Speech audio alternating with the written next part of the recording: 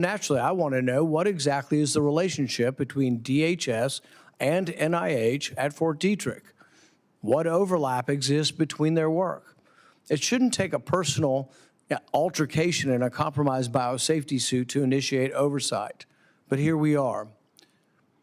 And why is the Department of Homeland Security, an agency meant to defend the homeland, conducting experiments with pathogens capable of killing millions in the first place? These are questions, and the taxpayers deserve answers.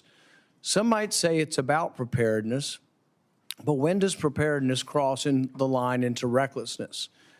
At what point does an attempt to prevent catastrophe actually increase the likelihood of one?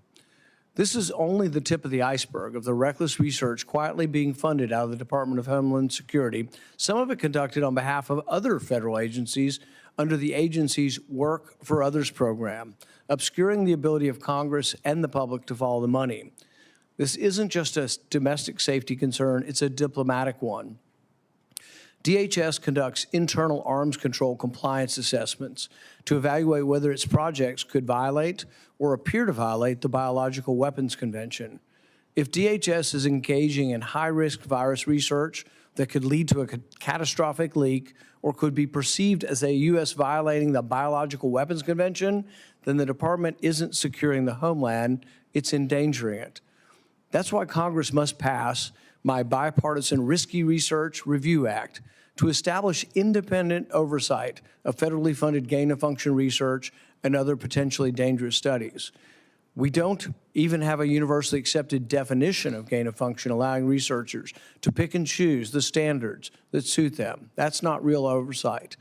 Secretary Noem, I appreciate your demonstrated commitment to reversing the obstruction of your predecessor and pushing back on efforts by entrenched bureaucrats within the department to delay, redact, and resist oversight. You've inherited a difficult task, restoring accountability to a department that has strayed from its founding mission. This is a pivotal moment. I look forward to continuing to work with you to bring about long overdue transparency to the American people. Thank you, and I recognize the ranking member. Thank you, Chairman Paul. Secretary Noem, thank you for joining us today. The Department of Homeland Security is responsible for a number of critical missions that safeguard our nation, from preventing terrorism to cyber attacks to securing our northern as well as southern borders, and of course responding to natural disasters.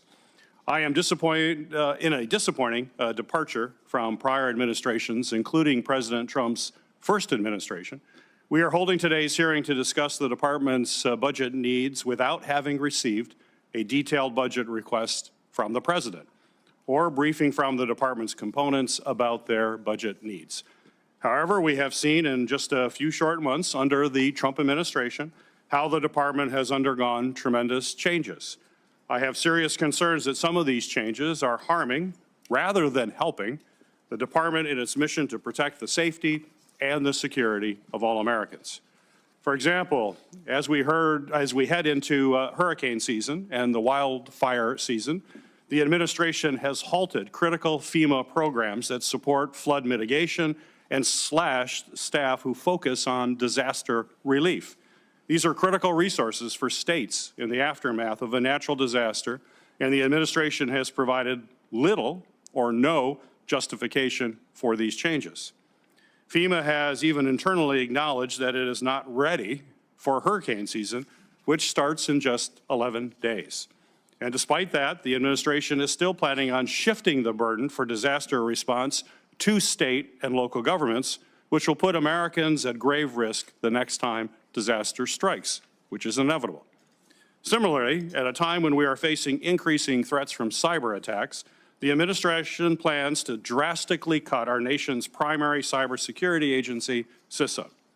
CISA is supposed to be finalizing a rule required by law that this committee passed to improve cyber incident reporting to better protect our critical infrastructure from cyber attacks. Yet, reporting indicates that 700 CISA employees have taken deferred resignation under pressure from this administration. CISA's work on election security has stopped, and the agency's advisory committees have been shuttered. These actions make us less prepared to address cybersecurity attacks. The administration also proposes cutting $247 million from the Transportation Security Administration's budget to reduce the number of frontline TSA agents. At a time when air travel is at an all-time high, and we are entering the busy summer travel season, these cuts only threaten to make our skies and the flying travelers less secure. At the same time, the administration has also cut congressionally mandated oversight offices that protect the civil rights and civil liberties of individuals who interact with DHS components. These offices were put in place to ensure that DHS personnel can conduct their important national security missions effectively, while safeguarding the rights of the people in this country. Shutting these offices down not only puts Americans at risk, it also is a violation of the Homeland Security Act itself. Despite several inquiries into your office for more information, I have yet to receive sufficient explanation for these actions. I also have serious concerns about this administration's inappropriate use of the U.S. military for domestic immigration enforcement and the outrageous use of taxpayer dollars, which I will be asking questions about, for detention at Guantanamo Bay. Certainly anyone concerned about prudent use of taxpayer money should be outraged by what's happening down there. Our nation faces a multitude of Homeland Security challenges, and this committee has always been willing to work to address them on a bipartisan basis. Secretary Noem, when we first met prior to your confirmation, you gave me a commitment that you would work with me to address the many threats facing our nation. And I hope today's hearing will be an honest discussion about the resources the department needs to do just that. And I welcome having that kind of discussion. I would hope that we would be able to have that discussion in a way that we have done in this committee in a bipartisan way for as long as I can remember, where our first round would be 7 minutes and then a second round would be 5 minutes. Certainly, Chairman Paul, I would hope you would continue to do the precedent that I've always known. When Senator Johnson was chair of the committee, he always made sure that everybody had 7 minutes.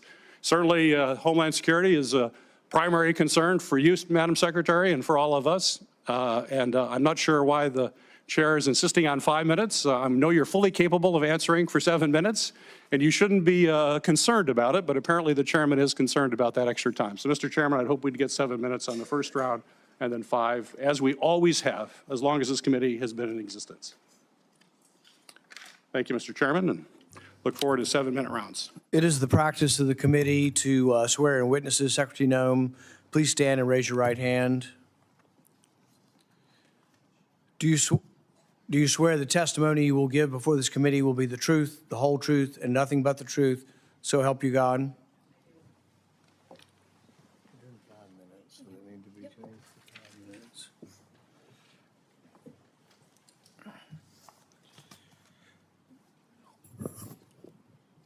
Secretary Noem, thank you for appearing today. As you know, I've been concerned for a long time about gain-of-function research. I commend the President and the administration for having an executive order to stop it. Some of the problems are in the definitions of it. You know, Anthony Fauci said if it's an animal virus, it can't be, it cannot be gain-of-function. And yet animal viruses can be trained to infect humans. And we think that's what happened ultimately with COVID-19. We think some of the dangerous research is going on at the lab controlled by DHS. Have you begun to look into this? I know Secretary Kennedy said that you and he will be going out, and I've requested permission to attend that as you go out to look at these labs. Have you looked at these labs any yet to get a feeling for what gain of function? Mr. Chairman, are we going to have opening comments from the Secretary, or are we skipping that as well? Oh, I neglected that. I went right into questions without doing that. So it's let's your start committee, again. Mr. Chairman. Let's start again. Secretary Noem, you are recognized for your remarks. Okay. Thank you, Mr. Chairman, and thank you, Ranking Member Peters, for the honor of allowing me to be here today. Thank you to all the senators for your participation and oversight into the Department of Homeland Security. I'm looking forward to visiting with you about all of the accomplishments that we've been able to tackle these first several months of this Trump administration. I'm also blessed to have my husband with me today, so I thank him for his support and my family's support as well as I fill this role for our country. Having previously served 8 years as a member of Congress, it's my distinct honor to be on this side of the dais today as the Secretary of the Department of Homeland Security. Today, I'm proud to discuss all of our accomplishments since President Trump took office, and he has set us a full agenda as a priority. High on the list is the mandate, and was the mandate on the very first day, to secure our southern border and to start deporting illegal criminal aliens. The border crisis is the biggest problem that was facing our country, and it was one that was imperative to fixing for our nation's future. We're solving this crisis at a record pace, and we have delivered the most secure border in American history. We've obtained near complete operational control of the border, with daily encounters down 93% since President Trump took office. And because we're fixing this biggest challenge so quickly, President Trump can focus on other priorities as well and problems that are facing the American people. Let's just look at the last 10 days. Last week, he signed a historic prescription drug reduction and pricing executive order that will slash prices for the American people. After that, he went on a trip to completely rewrite America's relationship with the Middle East. During this trip, he secured trillions of dollars of new investments in the United States with several Middle Eastern countries. He's also taking steps towards rebuilding our relationship with Syria. The last living American hostage held by Hamas, Eden Alexander, was finally released and returned home to his family. He announced major new trade deals with both China and the United Kingdom. And just yesterday, President Trump jump-started ceasefire talks between Russia and Ukraine. And with only the kind of leadership that President Trump could provide, we prevented the breakout of an all-out war between India and Pakistan. These historic accomplishments were possible because President Trump confronted right away the chaos at the southern border. President Trump can continue to not only make America safe, but he can also continue to work to make the entire world safer. Now, at the Department of Homeland Security under President Trump, we've already delivered a drastic turnaround in Homeland Security, from the southern border to our Coast Guard to cyberspace. And we're just getting started. The secure border has allowed our men and women of law enforcement at DHS to zero in on fighting cartels and their illicit activities. Under President Trump, we have designated 6 cartels and 4 dangerous criminal gangs as foreign terrorist organizations. This has allowed us to take a whole-of-government approach to going after these murderers and these drug traffickers. In March, fentanyl traffic at the border fell 54% compared to the previous year. And once again, the United States is enforcing immigration laws to arrest, identify, detain, and remove dangerous illegal alien criminals. We're prioritizing those that are a public safety threat to people, especially those who are affiliated with the terrorist organizations MS-13 and Tren de Aragua. Customs and Border Protection has worked to enforce President Trump's America First trade agenda, and the Biden administration's trade policies that hollowed out America's industrial base have been changed. We are no longer shipping our jobs overseas. Instead, we're using tariffs as an effective negotiating tool. The Department of Homeland Security is reforming emergency management in this country. We have the FEMA Review Council, which will be doing the work to make recommendations and also work with this body to change the department into something that actually gives more local and state control. And that first council meeting is today. We are also taking steps to defend the nation's transportation systems, which are vulnerable targets for attack. The Transportation Security Administration is responsible for ensuring all of the safety of individuals who travel. In a single day, there are 45,000 flights and nearly 2.9 million Americans and passengers in the United States.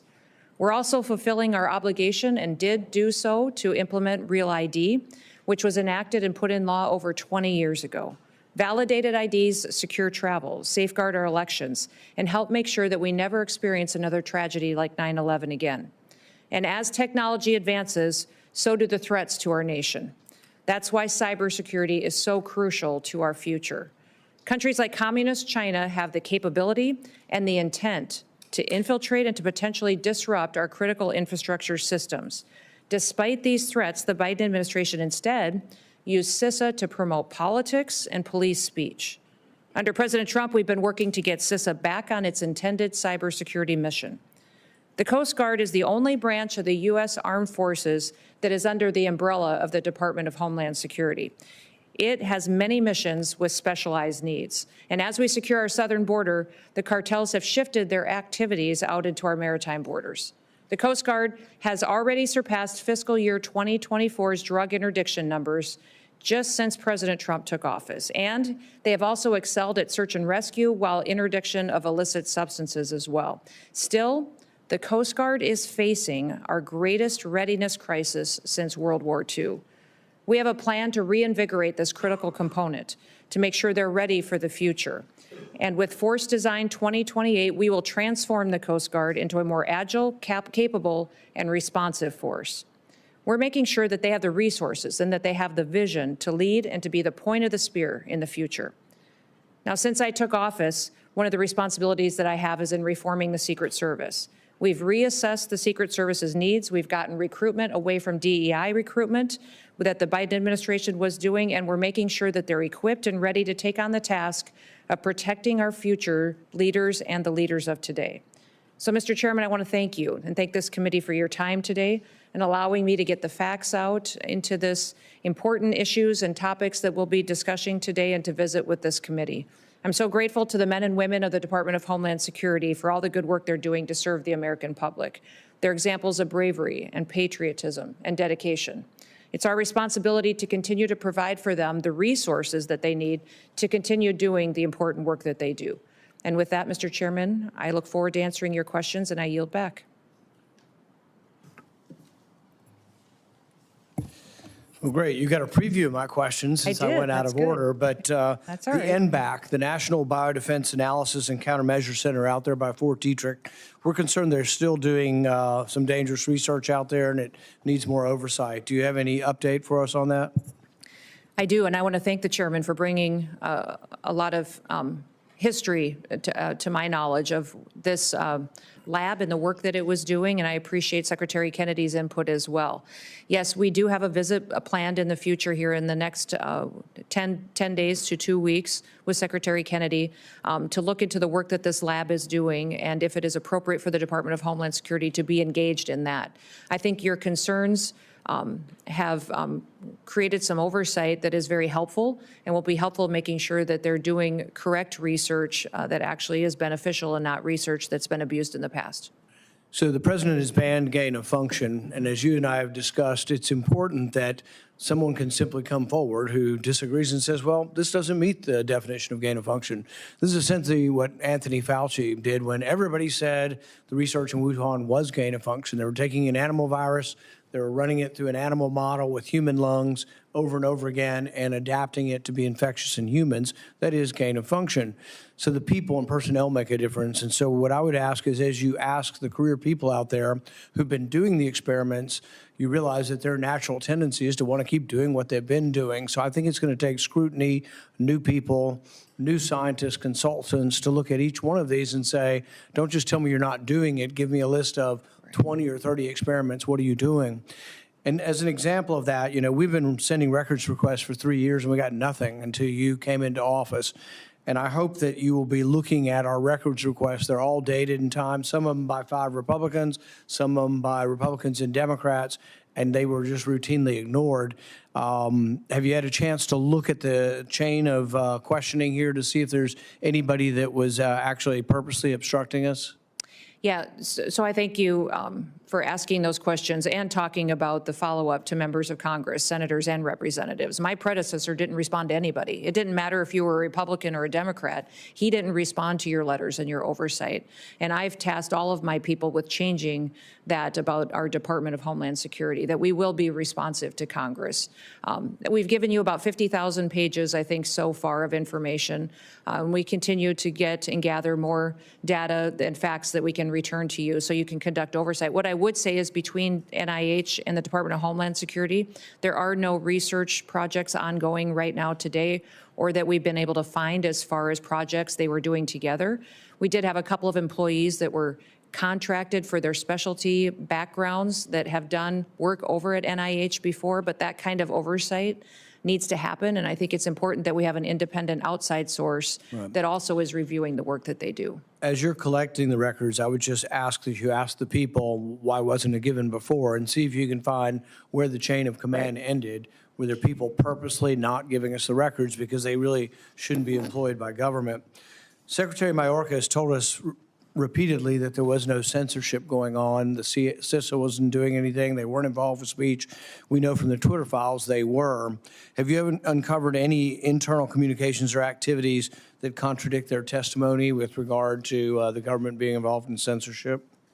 Yes, sir. We have literally found thousands of documents that have proven that they were involved in censorship and policing speech. So we will be unveiling these to this committee and making sure we're exposing what CISA was doing with a vast majority of its time of certain employees.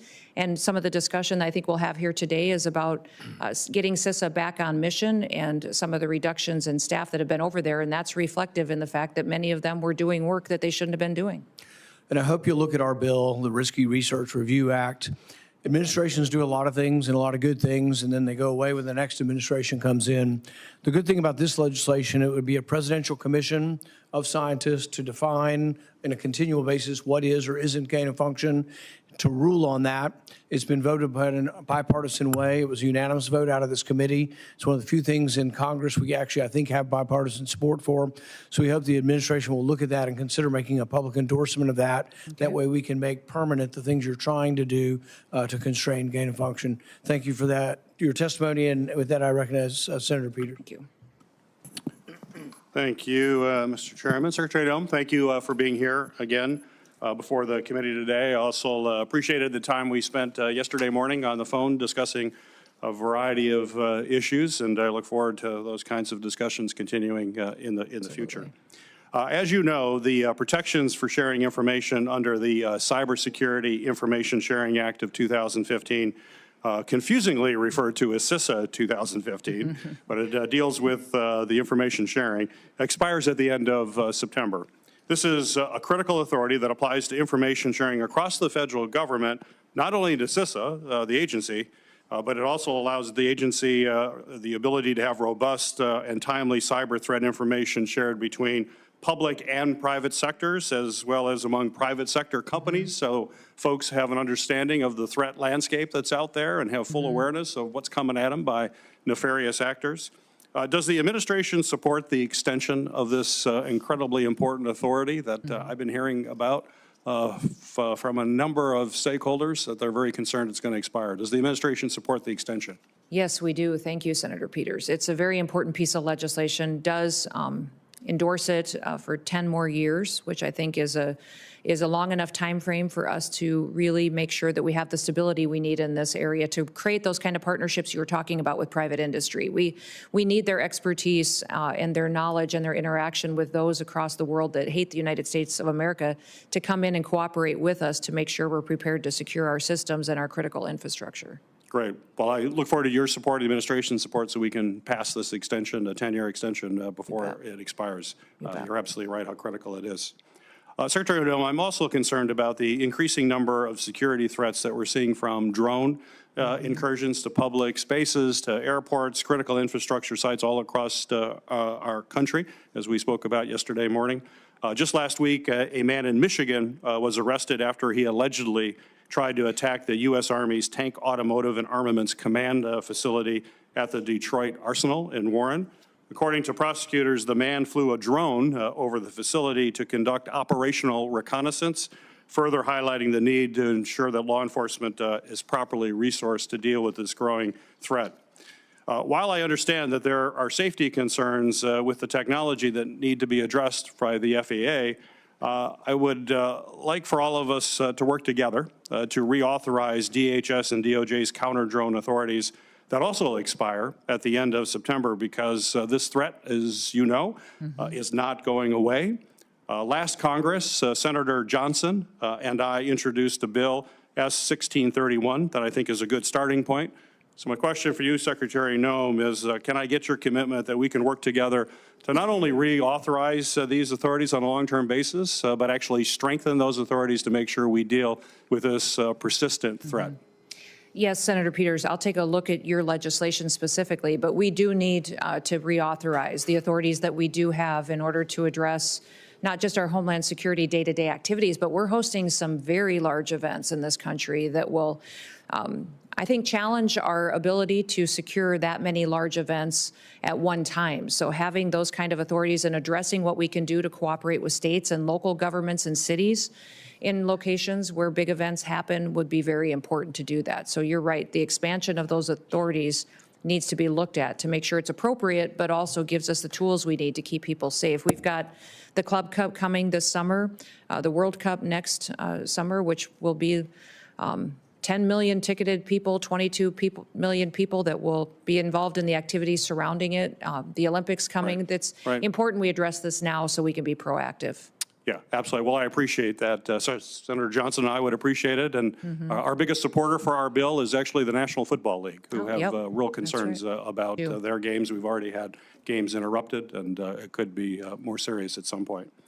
Secretary Noem, 2 weeks ago during a Senate appropriations hearing, you told me very clearly to the questions that I had that CISA was, quote, back on mission, end of quote.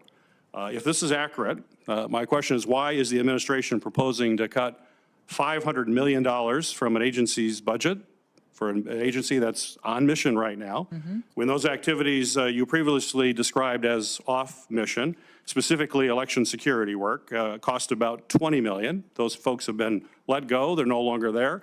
I can understand a cut of $20 million, but this is a cut of $500 million. So specific, if you could tell this committee what specific activities or departments at CISA does the department plan to cut as a result of these very large proposed cuts?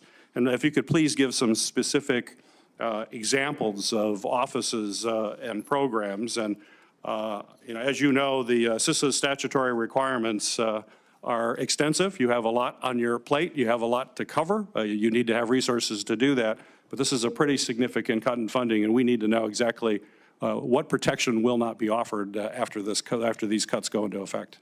Yeah, we will continue to fulfill all the statutory requirements that the Department of Homeland Security has and has given to CISA as in the work that it does. Putting it back on mission means that it fulfills the responsibility of why it was created, and that's to be the cybersecurity agency of the nation, to go out and secure our critical infrastructure, work with small and medium-sized businesses and states and localities to give them the insight and wisdom they need to make sure that they're not vulnerable to hackers or nefarious activity. Getting rid of censorship, getting rid of the Ministry of Truth at CISA, the employees that were duplicative, that were fulfilling roles that wasn't related to cybersecurity was something that we addressed. I would say under the president's budget, cybersecurity is only strengthened, and we're doubling down on the need to build private and partner with those individual industries that have the expertise and knowledge that we've lacked for so long. And they're looking for some more abilities to do new things for this country as far as giving us insight into nefarious activities. But they do ask that we give them some level of protection from liabilities. And I think you're very familiar with some of their concerns. I want to work with you to see what we can do to address those needs so that we can have the information we need to really, truly secure the country. One of the biggest alarming things, and I think I visited with you about this before, was that we still don't necessarily know how to stop the next Volt typhoon. And private industry can help us with that, with their knowledge. They see things that we don't, and that partnership could be strong and make sure that we're not just spending more dollars with no means to an end, that we actually have an end that relies and ends with a more secure United States of America. I look forward to working with you on that. Thank you. You bet. Senator Johnson. Thank you, Mr. Chairman. I'll point out the ranking member did get 7 minutes. Sorry. But Madam Secretary. Don't need to be sorry, Madam Secretary. Maybe. Welcome. Thanks for your service. I think you've probably seen this chart. Yes. Why don't you bring it a little bit closer here? For the first time, I've brought this chart and it's showing good news. For the previous 4 years, it described a disaster, a catastrophe, a clear and present danger to this country. And one of the reasons I want to point it up here is to point out how we were lied to during that entire 4-year period by the administration, reinforced by our colleagues on the other side of the aisle, saying we had to have Congress act. We needed legislation. Right. But the fact of the matter is, no, we just need a new president. We need President Trump. Now, I would have been happy to pass a bill to reinforce President Biden's authority to secure the border, but he didn't want to. I think what's clear about this chart is you can see when President Biden was considering re-election, he realized the catastrophe at hand was becoming politically unpopular. And so he used the executive authority that President Trump had used to secure the border in his first term, and he started actually making progress on that. So again, it's just important the American people understand that for 4 years, the Biden administration, reinforced by the folks on the other side of the aisle, lied, bold-face, that President Biden didn't have the authority to secure the border. He wanted an open border. That's exactly what he got. Now, the question I have for you off this chart is, in his first term, took President Trump about 12 months to go from his peak of almost 5,000 encounters per day to a little over 500. You know, remain in Mexico, the agreements he had with the third countries, that type of thing. How could he do it so swiftly this time? This is literally a matter of months. In February is 418 encounters per day on average. In March is 355. And this is stunning success. I just kind of want to get your reaction in terms of how he accomplished it, how you guys accomplished this. You know, I would say, Senator, that the president used not only the laws that were already on the books and started enforcing them, he also made sure that he talked about it and messaged it. Throughout the campaign, he talked about the need for a secure border. What we need to remember constantly in this country is that the world listens to everything that we say and what our leaders say. And he told me specifically when he nominated me for this position, I don't want you just to go and run the Department of Homeland Security, secure the border, and make sure that our agencies are back on mission. I want you to tell the world what we're doing, because the only way they're going to stop coming to this country is if they know never to leave their home country. If they know that we're enforcing our laws, they will stop coming. And that's exactly what's happening. Because of our messaging, because of the fact that we have actively talked in Guatemala, in Honduras, in Mexico about don't come to the United States anymore illegally. There will be consequences. They have stayed there. In fact, we're showing now in the Darien Gap that it's reverse migration, that people that got to Mexico never even made it to the border. Now they're turning around and going back home. When I was in Mexico visiting with the president there and with government leaders, she said specifically they think there could be 500 to 600,000 people that just stopped in Mexico that turned around that were never even counted that reached our border. I think that's why in March you saw less than 200 encounters a day.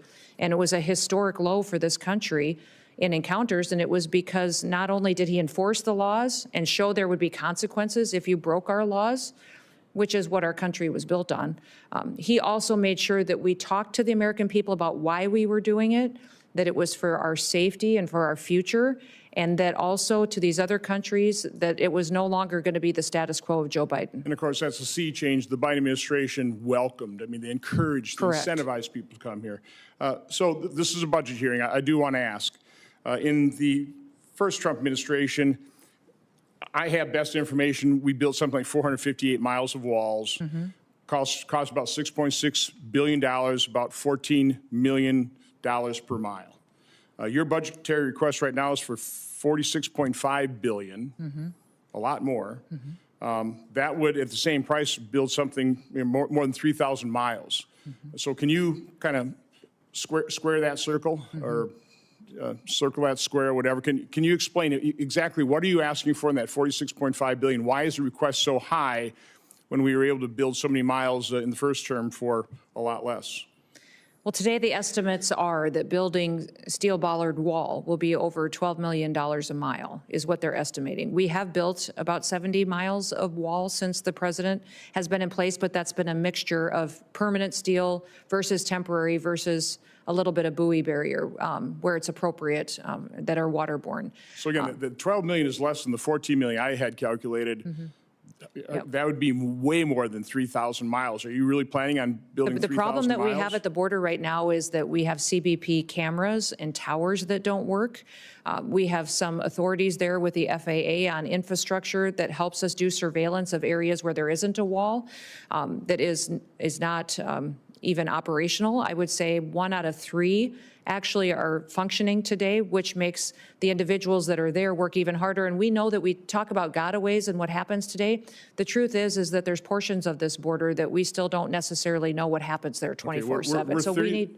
We're $37 trillion in debt. I'm just going to ask that you and the department sharpen your pencil on that wall request. I think it's it's more than you need. Yes. Okay, again, I'm happy to provide the support you need to secure the border, do the deportations, but we need to be very concerned about how much we're spending, and it needs to all be justified. Thank you.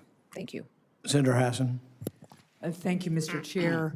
Good morning. Good morning. Madam Secretary. Secretary Noem, the White House Deputy Chief of Staff recently said that the Trump administration is actively looking at suspending habeas corpus. Last week, you were asked about this, and I want to clarify your position because it's obviously really important to get this right. So, Secretary Noem, what is habeas corpus? Well, habeas corpus is a constitutional right that the president has to be able to remove people from this country and suspend their right to. Let me stop you, ma'am. Habeas corpus, excuse me, that's incorrect. President Lincoln used it. Excuse me. Habeas corpus is the legal principle that requires that the government provide a public reason for detaining and imprisoning people. If not for that protection, the government could simply arrest people, including American citizens, and hold them indefinitely for no reason. Habeas corpus is the foundational right that separates free societies like America from police states like North Korea.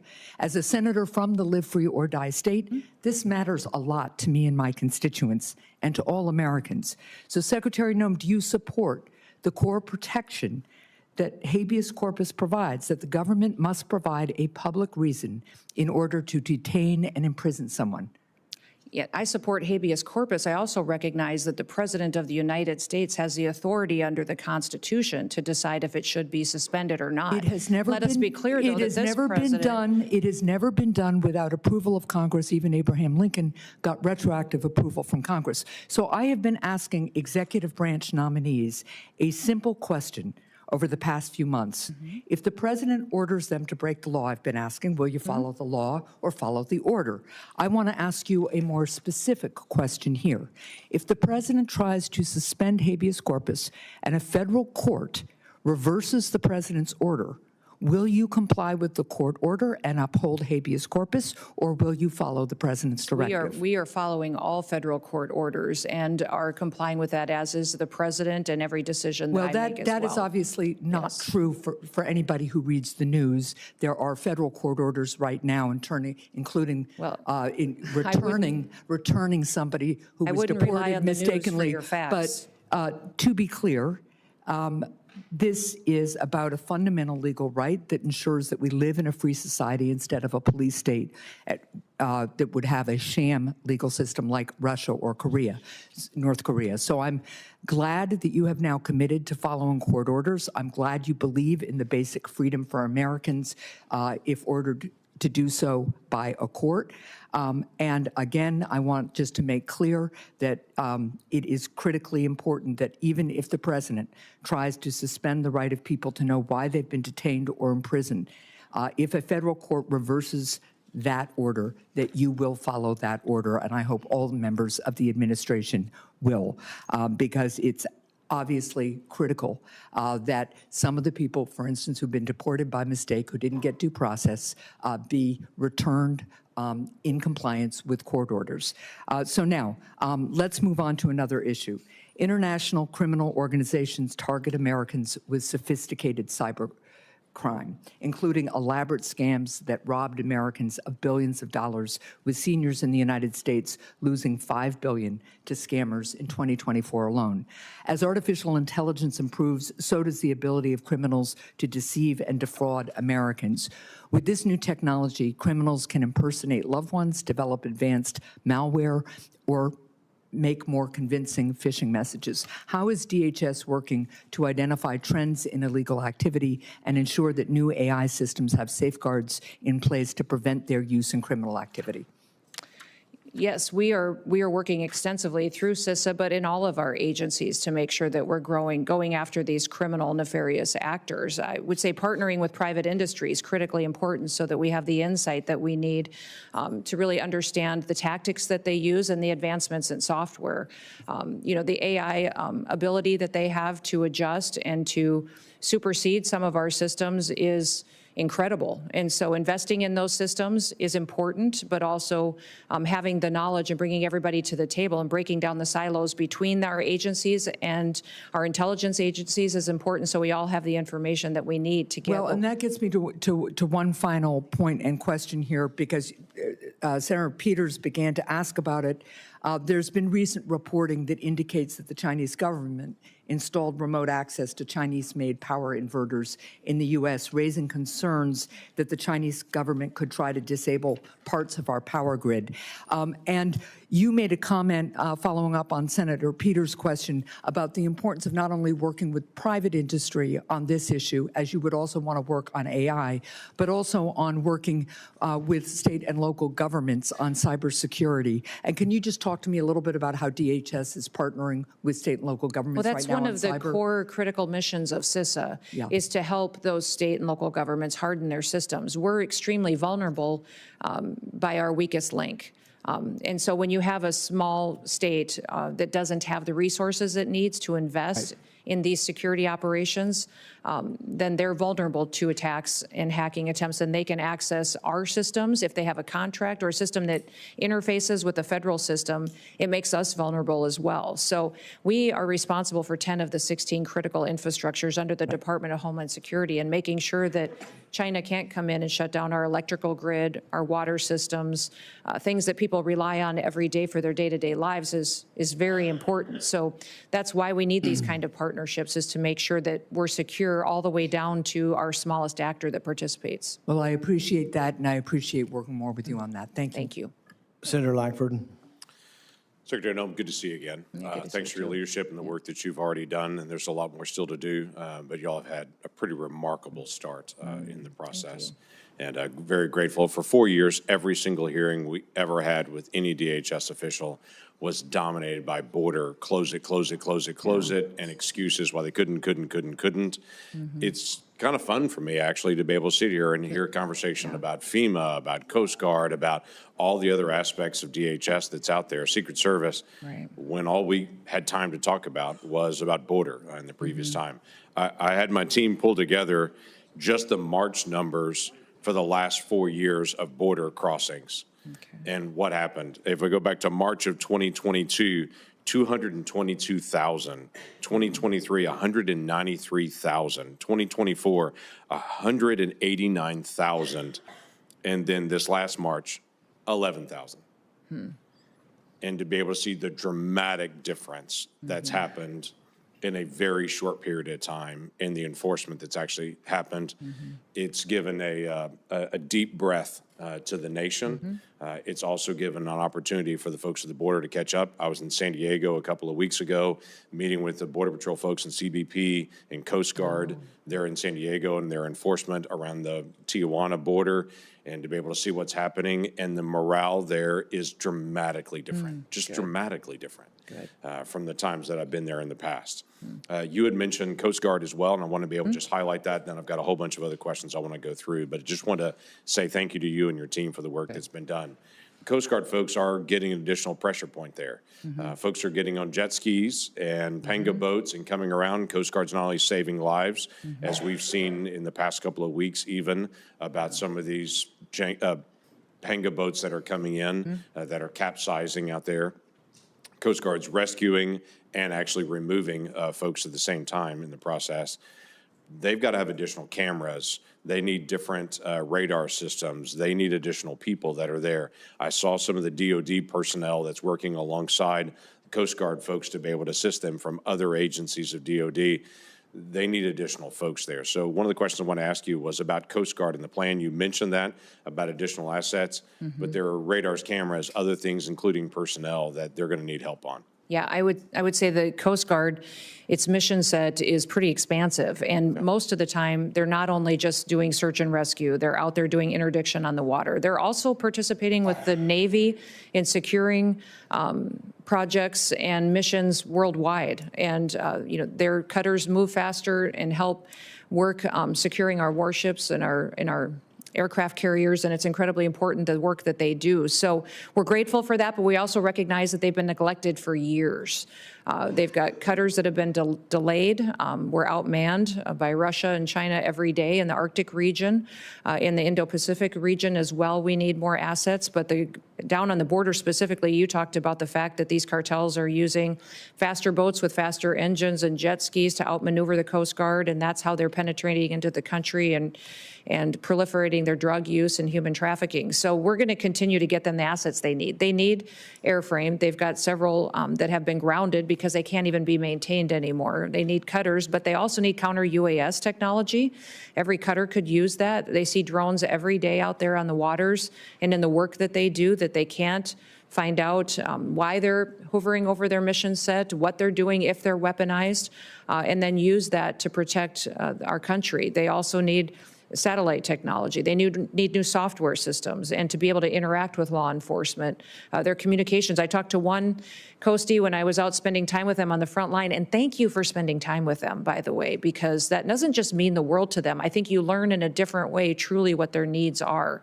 One was carrying around 2 radios that probably weighed 5 to 7 pounds each. And I said, why are you carrying 2 radios? And he said, well, this one's an old one that doesn't really work, but this one is even older than that doesn't have some of the channels this one has. But, you know, I have to carry 2 of them to cover all my bases. And yeah, I wish we could get the newer one. Then I could put both of these down and it weighs half as much. So this guy's walking around with his belt filled with not only all of his other equipment, but also these radios. And it's that we can't afford to buy him a new radio that was already released 5 to 10 years ago, but we haven't upgraded for these individuals. So some of that stuff could be addressed and is very important for us to do so. Well, thank you. Thanks for paying attention to that as well. That's going to be vital for us in the days ahead. Just quick comment on a couple of things on this.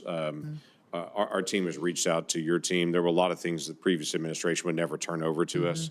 We're doing some investigations to try to get data. For instance, on the Parole Plus programs that were done, we could never get any data on that. We're trying to figure out where are those people, what actually happened to all of them.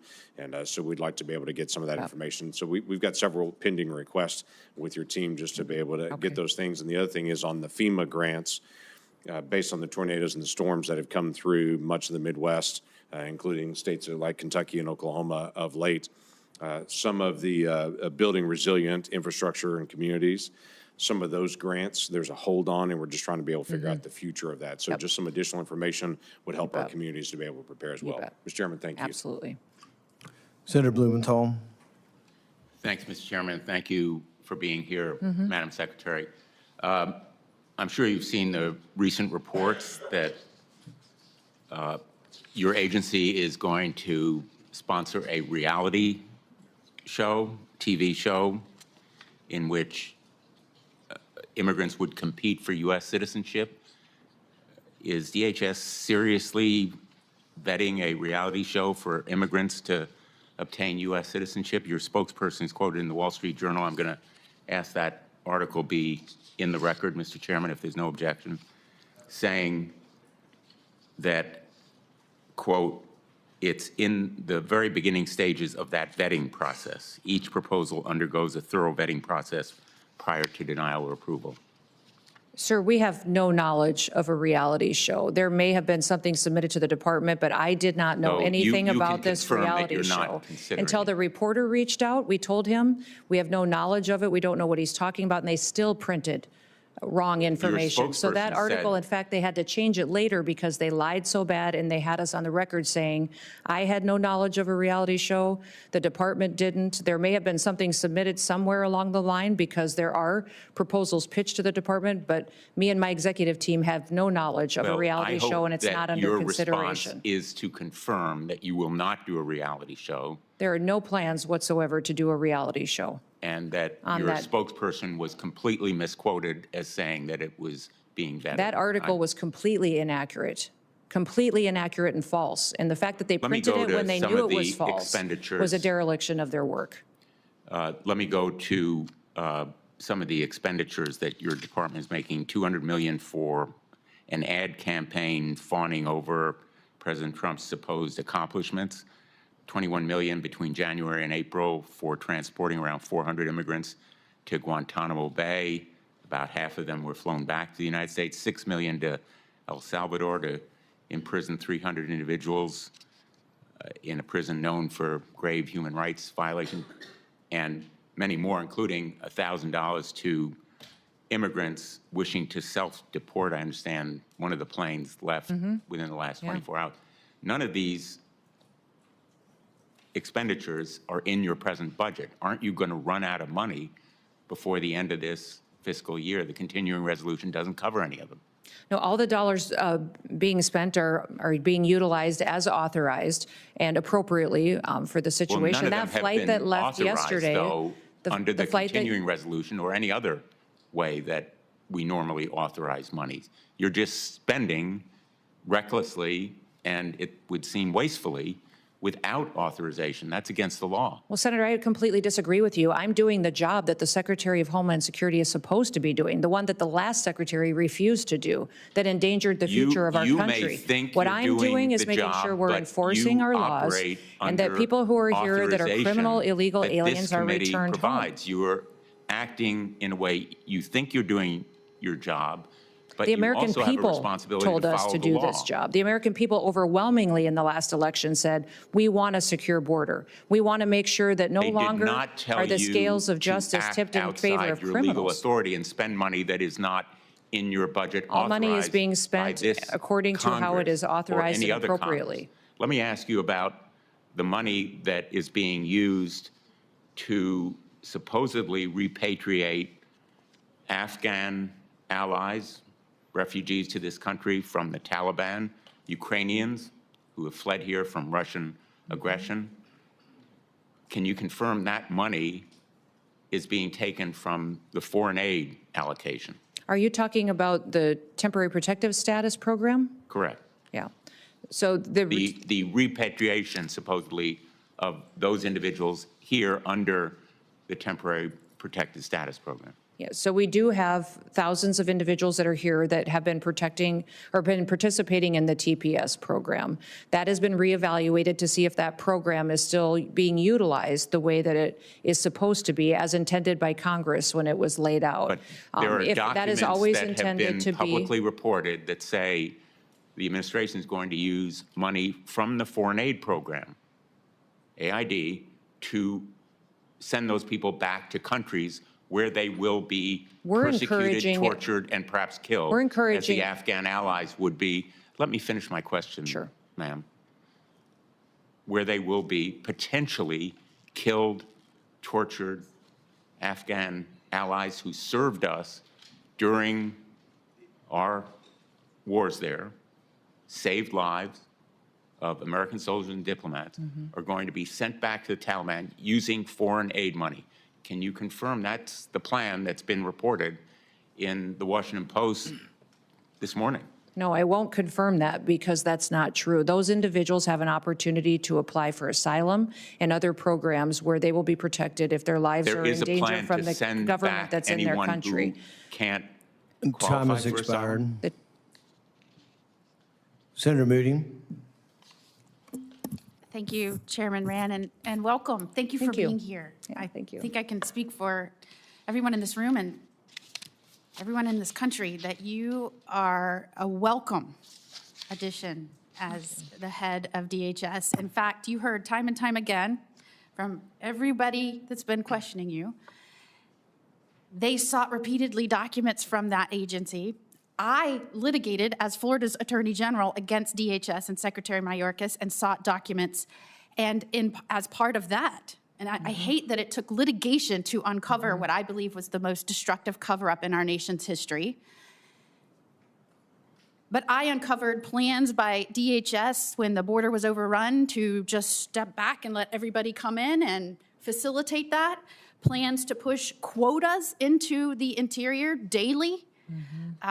Plans to build illegal programs to bring more and more people directly here from out of our country here.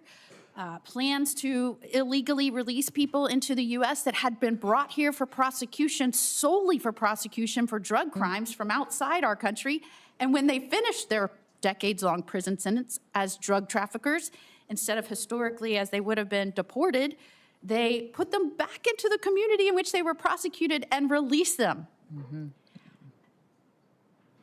the premeditated calculation that went into destroying our borders and pushing barely vetted, oftentimes dangerous people into this nation, I believe was something that we will look back on in a nation and say that was the moment as a country we stopped taking seriously protecting the sovereignty of our nation, our security, and making sure first and foremost we were keeping an eye on the plans of our enemies and the weaknesses that we had as a country. And I cannot thank you enough for stepping up and coming back to work, coming to DC, having been home in your state, coming back to the swamp to try and reverse the damage that was done. In fact, we've been talking a lot about cover-ups and things that were kept from the American people in the last administration. Your predecessor sat here and testified to Congress time and time again while I was busy litigating as an AG, uncovering the real plans. The border is secure. The border is secure. The border is secure. Time and time again, he lied. And in terms of someone that needs to be held accountable for perjuring themselves, it's not just about not providing information. It's about lying to the American people as he systematically made our country weaker and put their lives and their families in danger. I think that is abhorrent.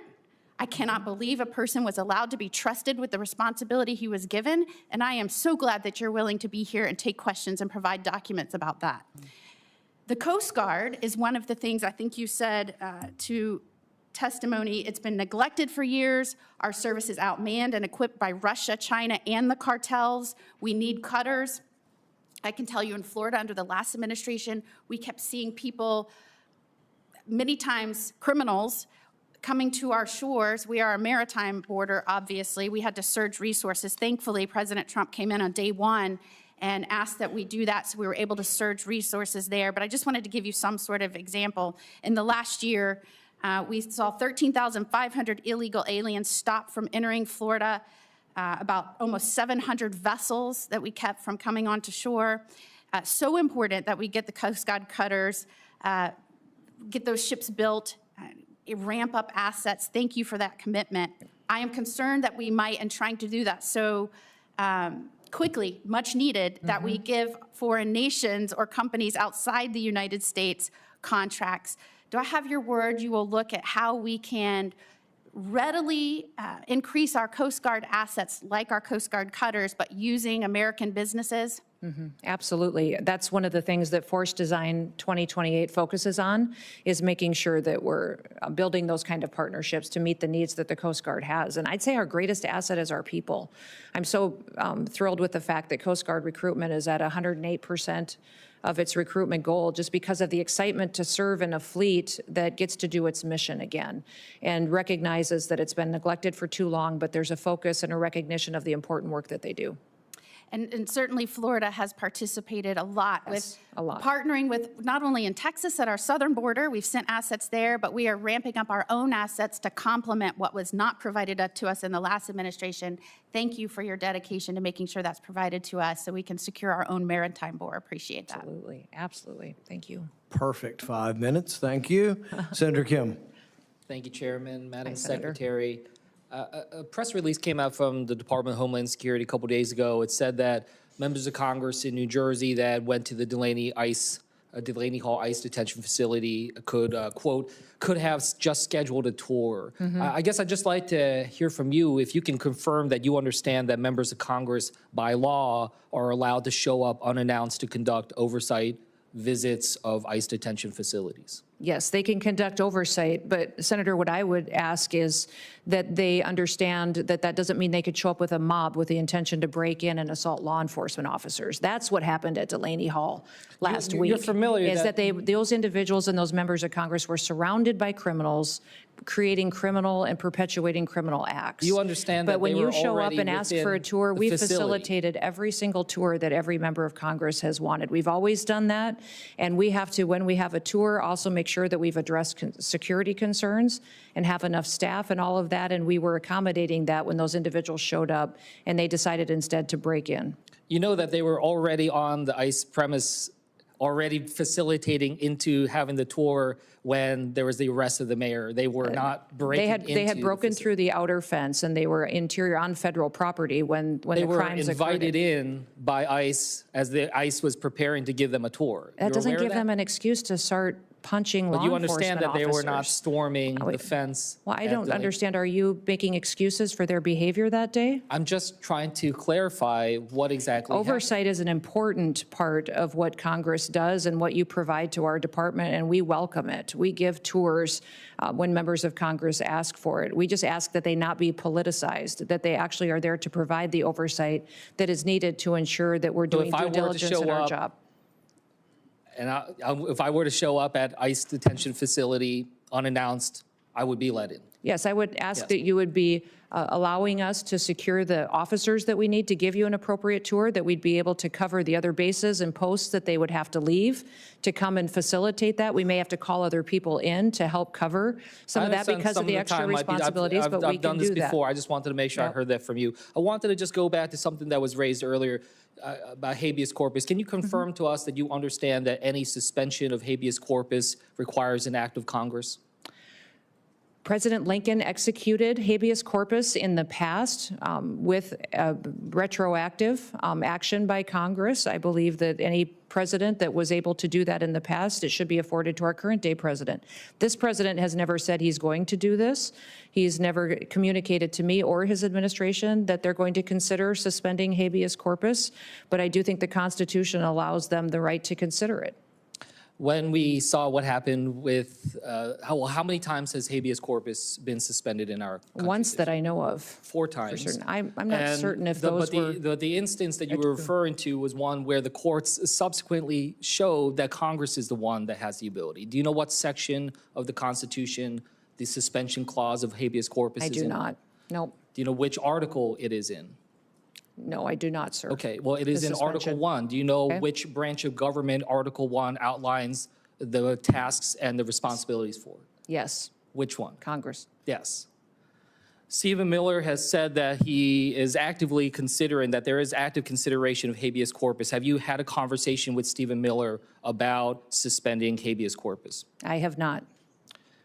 When it comes to FEMA, this is something I'm concerned about. Being from New Jersey, we've had challenges with Superstorm Sandy and others in the past.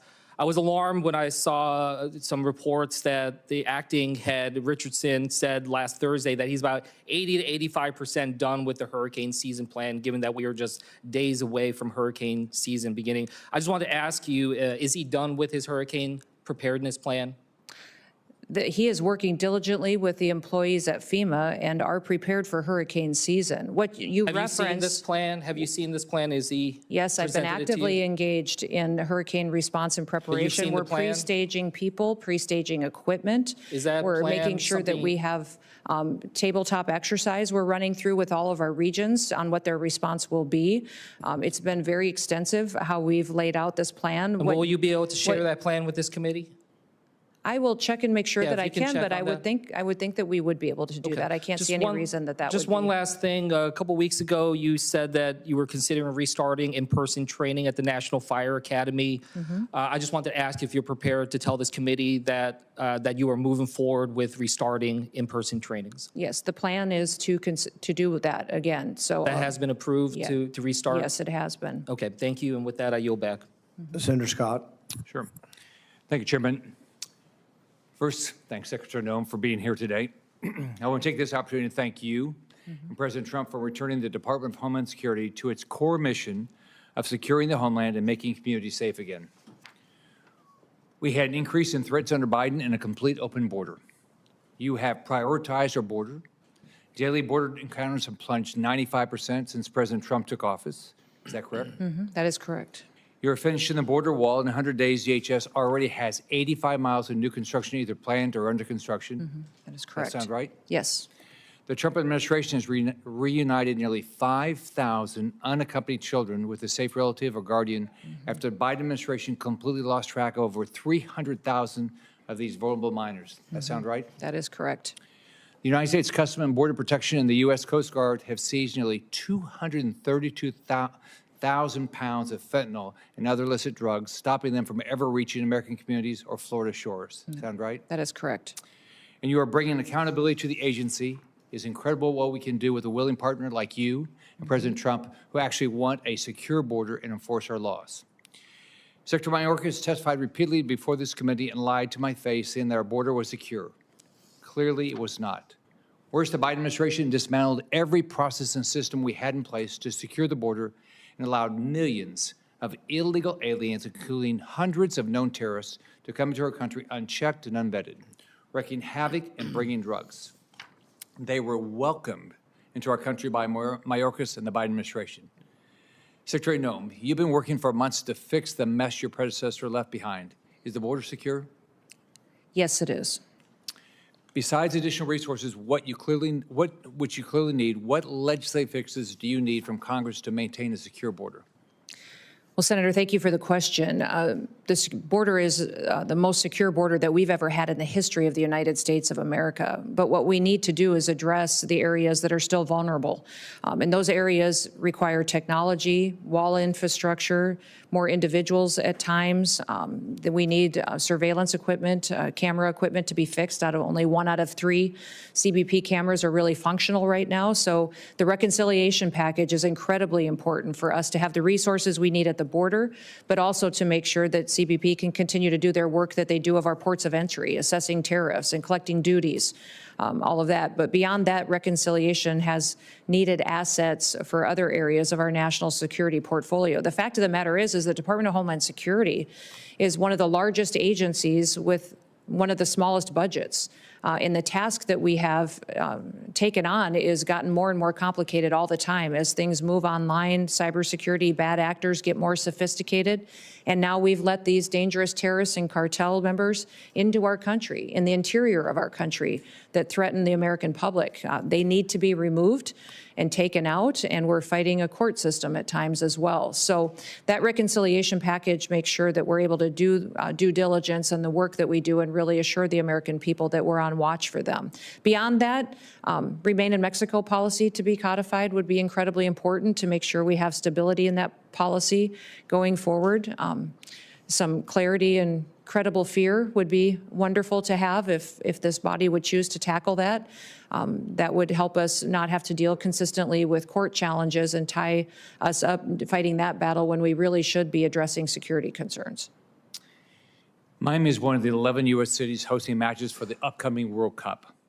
Can you discuss how DHS is preparing for that and how DHS is working with the state and the locals to make sure they have everything they need for a successful and secure event? Yes, we are working diligently with FIFA and other entities to ensure that cities and states have the assets that they need. This will be an unprecedented world event.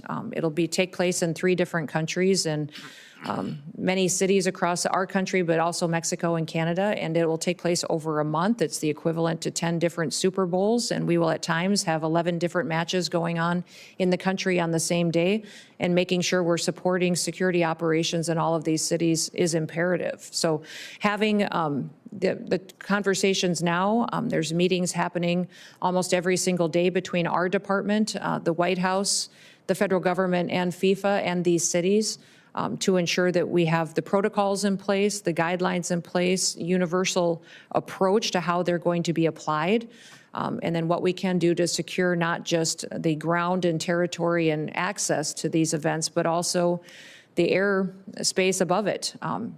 We need counter-drone technology. We need to have jurisdiction to be able to make sure that we're dealing with those threats as they present themselves, but also make sure that we have the men and women that are trained and prepared to secure them going forward. It will be safe and it will be secure.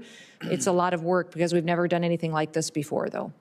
Well, thank you for all your hard work and your team. Thank you. Appreciate it. Senator Slotkin. Thank you, Chairman. Thank you for being here. You know, Michigan's a border state, so we need each other.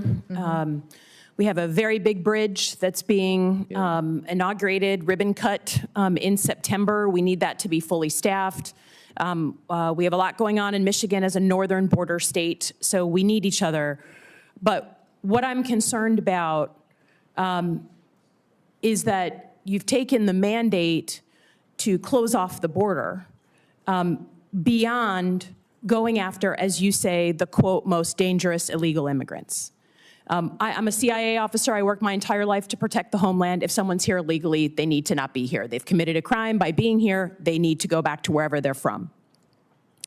But my concern is that either through sloppiness or intent, you have gone far beyond going after the quote, most dangerous illegal immigrants and gone into legal immigrants who were given the ability to be here, and even American citizens.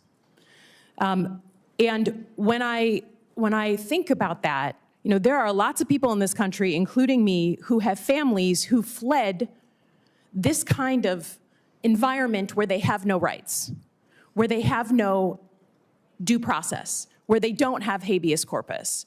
So while I'll be the first to say, coming from a state that was won by Trump, that there is a mandate to do something about the border, I think it is absolute dangerous overreach to go beyond that and start picking up American citizens and people who have the legal right to be here, lawful immigrants who have done everything right. So first and foremost, do you acknowledge that your department has made some mistakes, any mistakes, in going after either American citizens or legal immigrants here in the time that you've been in office? We have not deported any U.S. citizens. Detained? Or people get interviewed. If they get interviewed and they go through that process and we find that they're U.S. citizens or legal immigrants, they stay in the United States. Have you deported we have to go through the vetting process. Have any American citizens, including children, been deported during your time in office? We have children that mothers have chosen to keep with them. So those by my count, you have 10 American citizens, including children with cancer, who have been deported out of the country. I understand you're saying it's their choice. But it's hard to imagine a small child having a choice. But have you gone after legal immigrants? Again, your standard in your opening statement was the most dangerous illegal immigrants. Does that include PhD students and master students at colleges across the country, unarmed? Are they the most dangerous illegal when they have status and no weapons? I don't decide who gets status through a student program. This Department of State decides that, and we enforce it. Oh, come on. That's what our Department of Homeland Security does. I just would offer that, again, I have no qualms with going after folks who are here illegally. That is not my concern. That was part of my job, was to prevent people from coming here illegally in a former life. My concern is you're sending a chill down the spine of America by going after people who either have legal status or American citizens. And when my colleagues ask you about habeas corpus, and you say, literally, we can review the tape, that you believe it's a right the president has, you sat here in front of all of us and swore an oath to the Constitution, and that is not at all what habeas corpus is. It is a right that we all get, that American citizens get, that people who are in the United States legally have. So my concern is, it's complete overreach. I don't think American citizens, even those who voted for Trump, believe that you should be able to just grab someone off the street, sloppy, who has the legal right to be here, and certainly an American citizen. And I just am concerned that while you say you're going after the most dangerous folks, what you're actually doing is going after folks for political reasons, right? A PhD student that's unarmed is not at the top of the list. And we're not deporting U.S. citizens, and we're not deporting people who have legal status here. 10 American citizens If the children have gone with their parents, it's because their parents wanted them with them. So let me ask you another question about cybersecurity. You know, you've cut $500 million from the budget. What specific programs are you cutting? Because there are programs that really aid states and locals that we depend on for cybersecurity. And we know that right now, while we may have good security in the federal government, if you are a local state official, you're depending on the federal government. So have you cut the ISAC program, the program to states and locals on cybersecurity? The president's recommended budget has a reduction in $491 million. Does it cut that program? I've heard the talking point. And what it's doing is putting CISA program back on mission. And it's ensuring that this is the most cybersecurity is going to be strengthened. You cannot say it's the most cybersecure administration if you're cutting the program to my state and to your state. It will and if you look on record, that's what you've cut. I yield back. Time has expired. Senator Hawley. Thank you very much, Mr. Chairman. Secretary Noem, good to see you. Welcome. Congratulations on securing the border in a record amount of time. The last administration came and sat where you're sitting for 4 years and told us it couldn't be done. It couldn't be done. The border was just an intractable problem. It would take years to do it. You did it in the space of really 30 days, and now the United States southern border is secure. So thank you for your tremendous work on that. I want to begin, however, with the situation in St. Louis, which I'm sure you're aware of. On Friday afternoon and evening, major storms ripped through the St. Louis area, as well as southeast Missouri. I'm going to put a picture up over my shoulder here. An F3 tornado cut right through North St. Louis. This is what you're seeing here is pretty typical, I'm sad to say, of the damage. We lost 5 people in St. Louis. We lost another 2 in Scott County, which is down in southeast Missouri, there to the south, a couple of hours south of the city. I spent much of the day yesterday just walking these neighborhoods and talking to residents, and this that you're seeing over my shoulder is what these neighborhoods all look like. These are areas that families have lived here. In some cases, I talked to one individual, one gentleman, and he said that his family had been there since his great-grandmother came to that neighborhood in 1919. So it's that kind of a community, and they are totally devastated. Yesterday afternoon, my governor requested an emergency disaster declaration to expedite FEMA funds to help the state just clean up. I mean, just clean up the kind of rubble now that you're seeing behind me. You've been a governor until very recently. You know how important this is. Can we get your help to expedite the consideration of that request? Again, it was just made yesterday. We need it as quickly as possible. Will you help us expedite that? Yeah, absolutely. I've spoken with your governor and did that day that this devastation happened. And so we've promised and pledged to get that expedited as soon as possible for him so he can have the resources that he needs to respond to his people. And that's one of the failures that FEMA's had in the past, is that people that incur this kind of damage and lose everything, then they sit there for months, sometimes years, and never get the promised critical response that they think or that they believe they should be getting from the federal government. And that's why President Trump believes that this agency needs to be dramatically reformed. I'm glad to hear you say that, and you're exactly right. We've had the situation in Missouri in years past where we've had individuals who have qualified for FEMA aid, including individual assistance. In some cases, they've been awarded the assistance, and then FEMA has come in and clawed it back, or never paid it out, or never sent teams to help. So to have your commitment to expedite this is tremendous. That will be welcome news to the residents of St. Louis. We also have, the state has pending 3 requests for major disaster declarations from earlier storms. We've lost over a dozen people. Actually, if you count the folks we lost just on Friday, we've lost almost 20 people now in major storms just in the last 2 months in Missouri. It's been a terrible spring for us. Here again, can I ask for your help? Will you commit to helping for those 3 major disaster declaration requests that are pending? Will you help expedite those, Secretary Noem, and get those in front of the president, get those approved? We are desperate for the assistance in Missouri. Yes, absolutely. Thank you. Make sure the application gets to the White House as soon as possible. Fantastic. Thank you. And can I also have your commitment that if and when the president approves a major disaster declaration for this storm that just happened on Friday in St. Louis, will you expedite as much as possible FEMA individual assistance for those who qualify for it in the St. Louis area? Yes. And I want to tell you just how important that is, because as I toured these streets and walked and talked to the residents, what I heard over and over is many of these folks don't have insurance. Yeah. You know, many of these folks, they either got their homes from a family member, or they bought them from a family member, so they don't have a mortgage on the property, and therefore they don't have homeowners insurance. So, as you know, having been a governor, in many instances, FEMA assistance is going to be the only assistance that they're going to get. And I just had a hearing in this committee, in our subcommittee, Senator Kim and I, last week, where we talked to major insurance companies who routinely scam people by refusing to pay out the full policy awards that they are due. So I know we're going to be fighting that in Missouri. We've got to have the federal government, where there's individual assistance that people qualify for, we've got to have people be able to get that. Otherwise, we're never going to be able to rebuild these neighborhoods. So you just committed, I think, to expediting that. I appreciate that. Thank you for your help in all of this. And then the last thing we'll say is can you commit also to making sure that the FEMA communication with the state and with individuals is open, is clear, is transparent? You referenced the fact that FEMA is notorious for giving bad information, for slow-walking residents, for confusing intake forms that nobody knows how to fill out, for not getting back to people.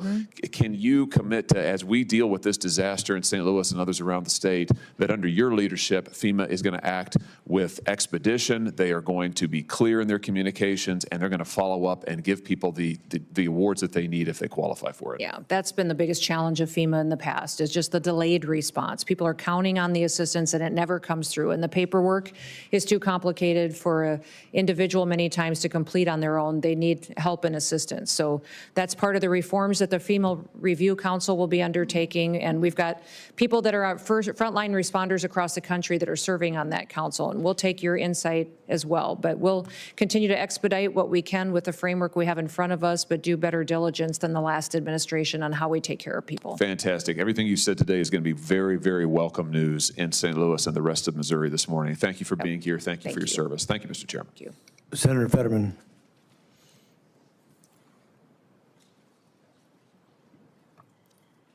Thank you.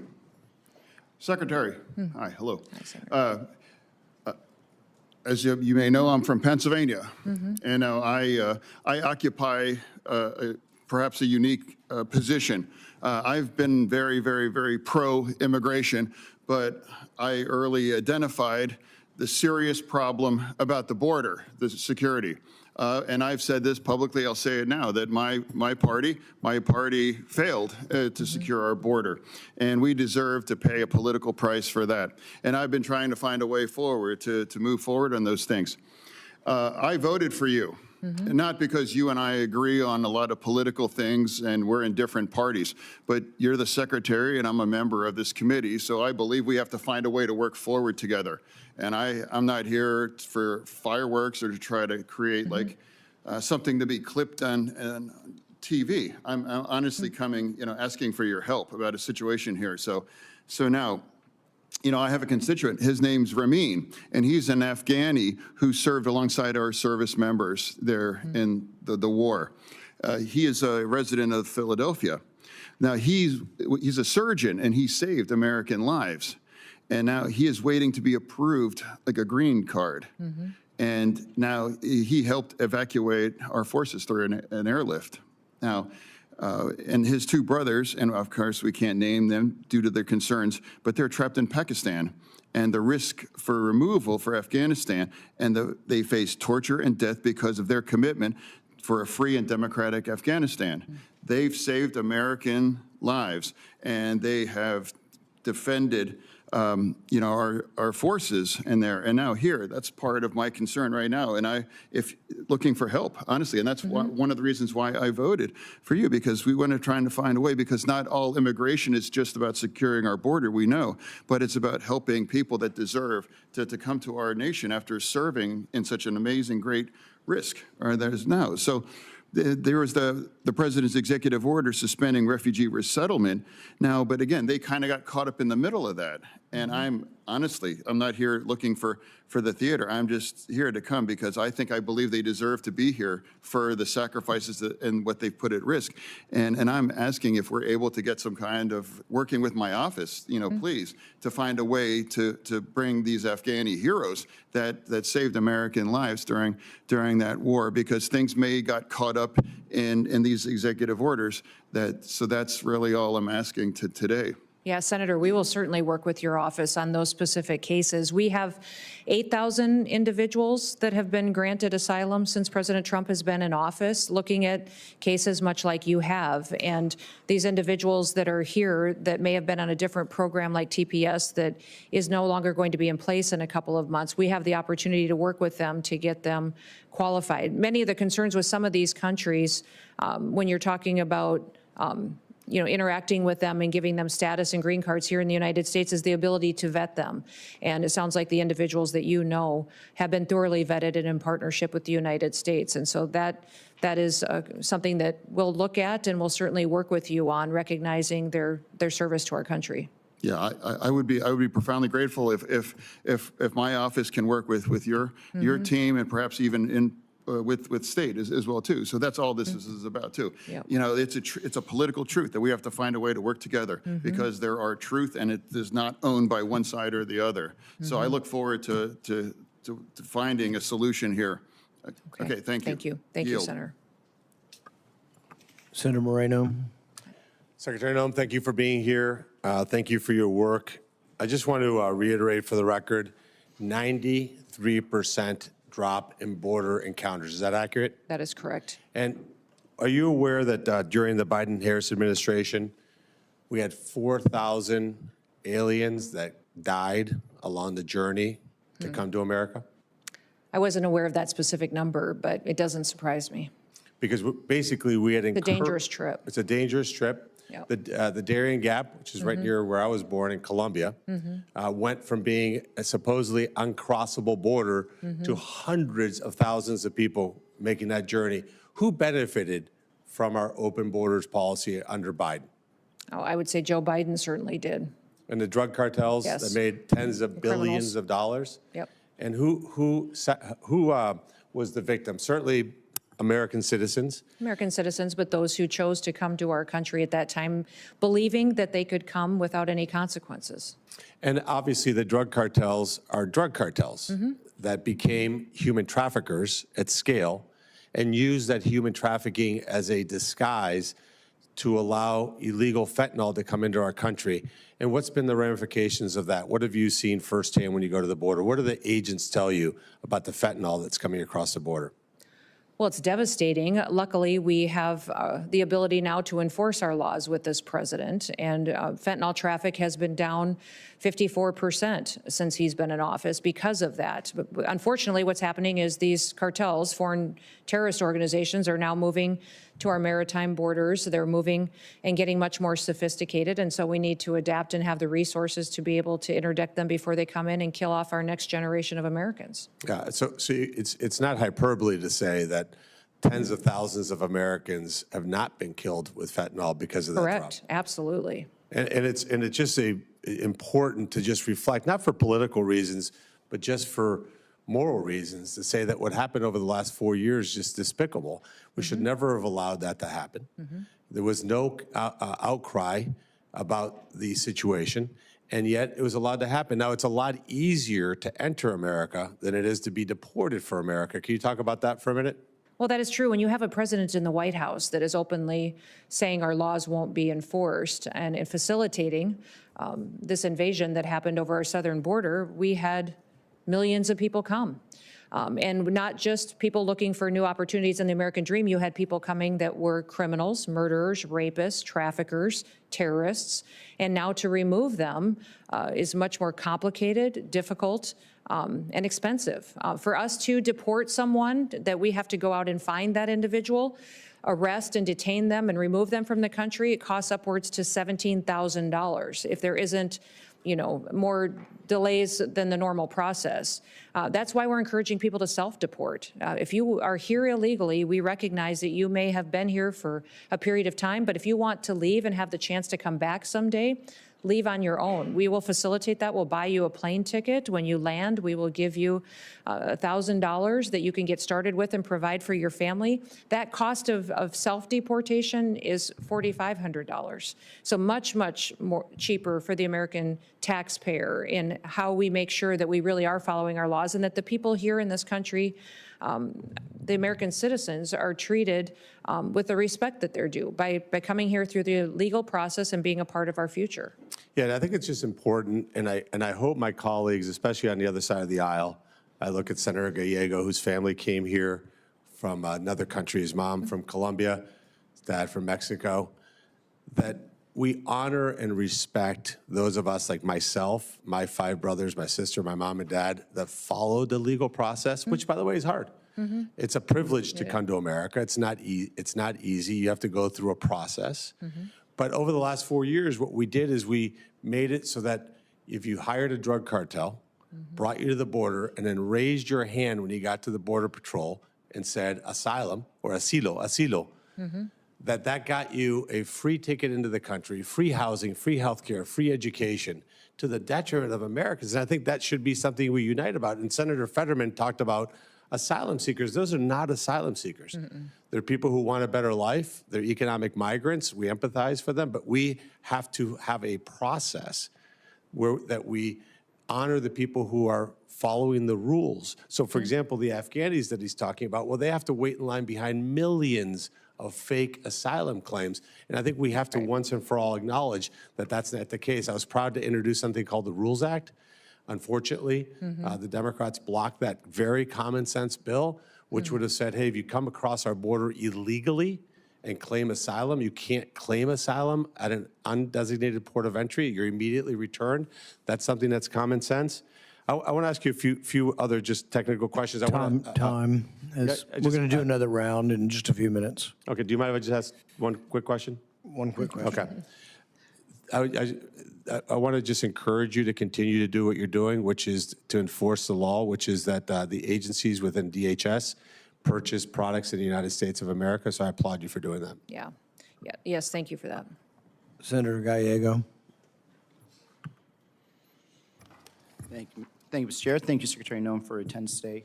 Let me start by also agreeing with Senator Moreno on some things, and I think it is positive the Trump administration has provided stronger border security to keep illegal border crossings as close to zero as possible. We definitely have seen that in Arizona. My concern is that it's not sustainable. It's expensive. And that's why I recently released a common sense border security that would make it sustainable and would actually deliver long-term solutions. But let me get to my first question. Your department is overspending right now. It's on track to run out of money again by mid-July to support a mass deportation campaign that can't be afforded. At the same time, though, you recently requested a $50 million allotment for a private Gulfstream jet. That's $50 million of taxpayer money to subsidize some of your national tours that you've been going on. Meanwhile, Republicans are about to kick another 13 million people off Medicaid to fund taxes for the rich on the backs of some working class Americans. So how can you justify spending millions, 50 million, on a jet while your department is definitely overspending and Republicans in Congress are about to strip also health care from millions of Americans? Well, Senator, thank you for the question. We are spending our dollars appropriately and will be on budget. When your reference to the airframe that was the requested dollars were put in for, that's for the Coast Guard. It's to replace an existing jet that is over 20 years old and is beyond its usable hours. And the Coast Guard for many, many years has been neglected and has many airframe that have been grounded because they can't even be maintained anymore. The suppliers that give us parts and repairs and maintenance for them have said that they'll no longer support that kind of a mission. We have cutters that haven't been completed, that haven't been deployed out across the world. And then we also, beyond that, are asking for a request to build out the number of Coast Guard members that we need in place. We're asking for 15,000 more to complete the missions that are going forward. Are you going to have access to that $50 million Gulfstream jet that the Coast Guard is going to supply? The Coast Guard will use that jet exactly how it uses the jets that it has today, exactly in the same manner that it uses the ones that it has in place today. So would you consistently be using it to travel? I don't know if I would use that one or if I would use the other one. I have no idea. But I do spend time out there with our components, making sure that they are know that they have a secretary that's engaged with them, that's visiting with them, seeing what their needs are. No, sir, they're not photos. They've meant the world to the individuals at the Department of Homeland Security. They have meant the world to our ICE agents, our border agents. When they ask me to be out there with them, so they know what their lives are like. Talking to some law enforcement, besides those under DHS, we've also seen some law enforcement that have been pulled away from investigations, such as child porn, sex trafficking. We've had some agents pulled in that were doing investigations on bank fraud that are now, provisional ICE agents. And I think creating and making them do this type of work is also making us more and more dangerous since they're not actually doing this long-term investigation. On the other hand, I have talked to some border chiefs and sheriffs repeatedly, and they've been highlighting the danger associated with cartels targeting teenagers in border communities through social media apps and recruiting them to participate in smuggling operations. And one of the bills I introduced with several colleagues here, actually, is the Combating Cartels on Social Media Act, which will help DHS counter this threat. Arizona communities cannot wait for the legislative process to play out on this. What is DHS doing to solve this problem and help keep American children and communities safe from cartel criminal activity and recruitment too? Well, that is the problem that we have. With the longer that they're here, the more established they become and the more they recruit individuals who may live in this country, U.S. citizens, or even our kids, to be a part of some their of them are operations. actually on the other side too. It's both sides. What do you mean on their side? Some of the cartels are using social media on, let's say, Mexico, yes, wherever. Yes, definitely they are. So it's back and forth. Yes, they definitely are. But they also are infiltrating our country still by recruiting our children to be a part of their networks. That's the problem. Yeah.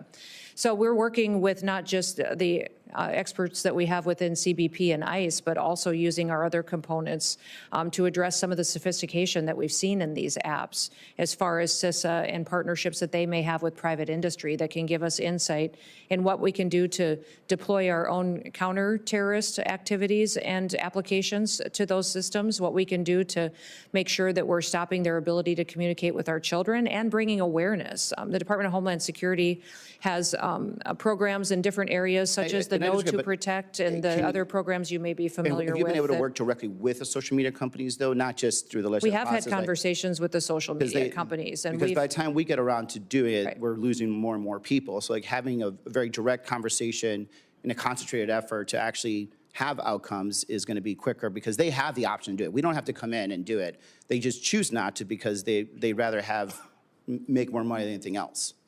Well, that may be, but I found them very willing to come to the table. I've had myself spent dozens of hours with them, and my team has spent hundreds of hours visiting with them on what we can do to be much more proactive. So they've got some solutions that we can pursue. We'll be coming to you with some of those ideas, but I think it's important that we use their knowledge of this way of communication and recruitment to help protect our children.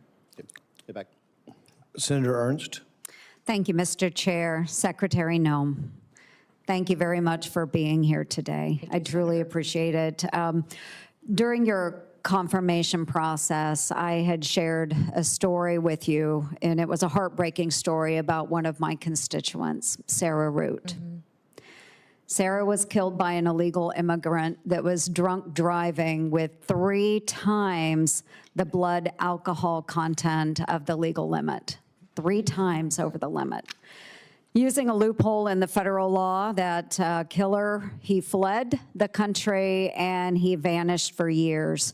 But thanks to your leadership, and the work of many of the brave men and women of DHS and the State Department, Sarah's killer was arrested in Honduras in a matter of days after our conversation, and was extradited back to the United States. He is in Omaha, Nebraska now, and he is going through the court system there.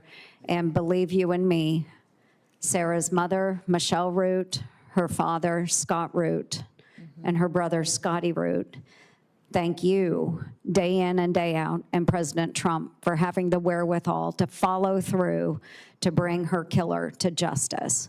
So thank you. Thank you for that. Well, thank you for telling Sarah's story. I know you had to for many, many years. That was the first time Honduras actually extradited someone for homicide. And so I think it's very important, the precedent we set, the relationship that we built there, so that we are able to get some justice for Sarah's family. And thank you for being passionate about her. And that just proves that telling your story and telling her story doesn't fall on deaf ears with this administration. It certainly doesn't. And I want to take this time and just to point out the difference in the administrations. So after this killer fled from prosecution in the United States, he was on ICE's most wanted list. That was in the Trump administration. When President Biden came into office, he actually took this killer, Edwin Mejia, off of the most wanted list. They weren't actively trying to find him. Right. They didn't care about Sarah's plight, nor that of her parents.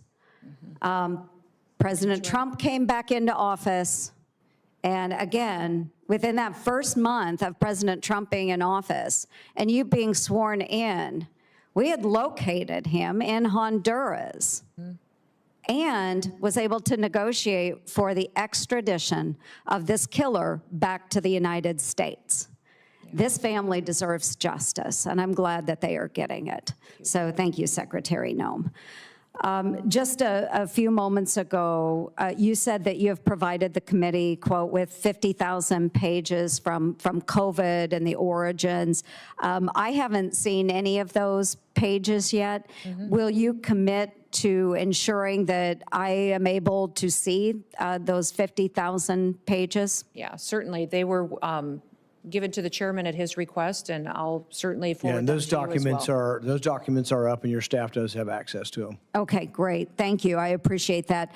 I know that the Biden administration had blocked us from seeing that information. So I think it's really, really important that those of us on the committee that have pursued the origins of COVID have the opportunity to review those documents. So thank you. Just in the remaining time that I have, I want to talk a little bit about the DOJ work that we have going on, and you've been a very good partner with DOJ. And I want to commend your recent efficiency. You've enhanced election integrity, and you've saved taxpayer dollars. And in October of 2024, my home state of Iowa uncovered over 2,000 cases of non-citizens. Iowa, 2,000 cases of non-citizens registering to vote or voting after self-identifying as non-citizens at the DMV. This happens every day, folks. The previous administration, again, Joe Biden's administration, obstructed Iowa's request for immigrant verification records in the days before our federal election. This is unacceptable, and I'm grateful that you tackled this issue immediately. Some people may say 2,000 people, no big deal, but I will remind you that in one of our congressional districts, in the case of Marionette Miller Meeks, who's now a congresswoman, she won her race by six votes. It matters. Thank you, Secretary Noem, for doing the right thing, and I yield. Thank you. We're going to try to do a quick round of 5 minutes one more time. I'm going to gavel at 5 minutes so the secretary knows, everybody knows that's the end. We're going to try to move on to the next person to get you out of here. We talked a little bit about the wall earlier. The administration has asked for $46.5 billion for the wall. The border on the Mexican border is about 1,950 miles. We've fenced or walled about 700 of it. That leaves about 1,200 miles. There's 200 or 300 miles of it that probably never going to have a fence on. It's mountainous or just impossible to fence or wall. So I would say realistically, you got under 1,000. But let's just say there's 1,000. You really want to wall on 1,000. CBP says it's 6.5 million per mile. Your response today was 12 million per mile. That means $12 billion for 1,000 miles. We're off here by a factor of 3 or 4 with 46 billion. Where's the rest of the 46 billion? The administration says they want 46 billion for a wall. You could pave all of it and still have, 34 billion left over. What's the 34 billion going for? Yeah, Senator, thank you for the question. We do have 702 miles of wall today. 598 of that are steel. The rest of that is temporary that's in place. Since the president's been in office, over 70 miles has been erected. We have 11 contracts that have gone out and allocated. We also have 5 more that are pending. Based on the dollars that have been requested, it's not just the infrastructure that would be built, that would be the actual wall construction. It would be also surveillance equipment. The number's way off. 1,000. You could do 1,000 miles for 12 billion. You're asking for 46 billion. So I'm one who's not impressed and would have to see more detail as to where the rest of the money goes. We can't just throw $30 billion out there and say things cost a lot. I agree. We'll get you the specifics on that. With regard to the drones and all the preparatory work that DHS does and the government does for the NFL and for FIFA, does the NFL pay DHS for the work you do? Boy, not to my knowledge. I will. Well, I mean, here's my point. The NFL makes billions of dollars. We're $2 trillion in the hole. I don't care if government shares their technology and government helps out the World Cup. They ought to pay. Yeah. People are paying hundreds of dollars for tickets. I mean, thousands of dollars for the NFL, for Super Bowl and things. They're also paying for FIFA. And so these people ought to pay. And so I'm one holding up these authorizations, and I'll let them go forward. But I want people to pay. I mean, it's ridiculous that the average taxpayer who could never afford to go to an NFL Super Bowl has got to pay for their security. Should the government help? If we have technology they don't, perhaps. But they ought to pay. So NFL, FIFA, I think they all ought to pay. And we'll be insisting on trying to put language in that. If you're a for-profit entity and the government's helping you, you ought to pay for it. With regard to TSA Quiet Skies and Tulsi Gabbard situation, I suspect there are going to be other people that were caught up in this thing as well. I'm horrified by the idea that we took a former congresswoman and we're surveilling her and riding on jets with her. There was another story of an air marshal whose wife, might have been at January 6th or something, and now we're, have air marshals following another air marshal or his wife. So I want to hear the whole story of what happened. I want to hear that people have been let go, that they're no longer doing this. If there were abuses of Tulsi Gabbard's liberties, I want to hear from that. But I want repercussions to come from this. And I think you've said something's coming. Please let us know, and let us know how the program the destruction of civil liberties can be minimized. I frankly probably have trouble with the whole program, but let's see if there's some way. But we need significant reform. If it needs legislation, please come to us with that. Thank you for your testimony today. Thank you. Thank you again, Secretary Noem, for being here. I just want to follow up briefly with Chairman Paul's questions about the cost of the wall, the billions of dollars that are going to be put forward. We do have to have accurate numbers so that we could look at that for funding it. But I would hope you also take a look at all of the cost of a wall, because there are a lot of other secondary kinds of defenses you have to put forward. I was at the wall. I've been with security folks. They tell me that a lot of the cartels have designed very sophisticated technologies to get over the wall. They're called ladders and they're called ropes. So a wall doesn't really do the job if there's not a lot of other background technologies there. So you just can't put out a cost for the wall. That's money that's not going to be as effective without everything else. So let's have a discussion about that. For the first time in U.S. history, the federal government, at the direction of President Trump, is moving immigrants apprehended and detained in the United States on civil immigration charges to Naval Station at Guantanamo Bay, which I know you're very familiar with. In March, I traveled to Guantanamo Bay with several colleagues to have a firsthand examination of the detention operations underway. And I certainly have serious concerns about the cost involved there. To date, can you tell us the total cost for detaining individuals at Guantanamo Bay? You want the cost per individual? Do you have that? I do not have that with me today, sir. I can get that for you. Well, I do have a number. Do you know how much it costs to hold an immigrant in ICE detention facility in the United States? Do you have that number? Now, are you talking per day? 100 and I believe the last estimate that I got was $142 a day, around in that approximately, per day? But it's close to what I'm understanding. I understand it's $165 per day, so it's in the range. I'm still waiting for detailed financial information from this administration from my time to Guantanamo Bay. In fact, a letter with Ranking Member, or Chairman Paul and the Ranking Member together, we wanted more information on the costs there. When I was there, the 2-month cost estimate for operations was $43 million when we were down there talking to the officials there. And that does not include transportation to and from the island. We find that people are sent to the island and then they're sent back to the United States again before they're sent out. I'm not sure why we have all those costs. We have plenty of ICE facilities to keep them here. Why you have to send them there and back. And on the day that I visited, there were 87 people in custody. And my understanding is that's a pretty normal number. At that time, at least. So my back of the napkin calculation, we're waiting for your numbers, is that it's costing about $100,000 a day to keep someone at Guantanamo Bay. Man, this is like ripe for Doge. Why is Doge not down there? We're spending $100,000 a day to keep someone at Guantanamo, and we fly them down there, we keep them there a while, then we fly them back to the United States. Or we could keep them here for $165 a day. I think that's kind of outrageous. So, I'm concerned by the staggering cost of this, and I would hope, Secretary, you could commit providing this committee a detailed breakdown of the total cost of that operation there.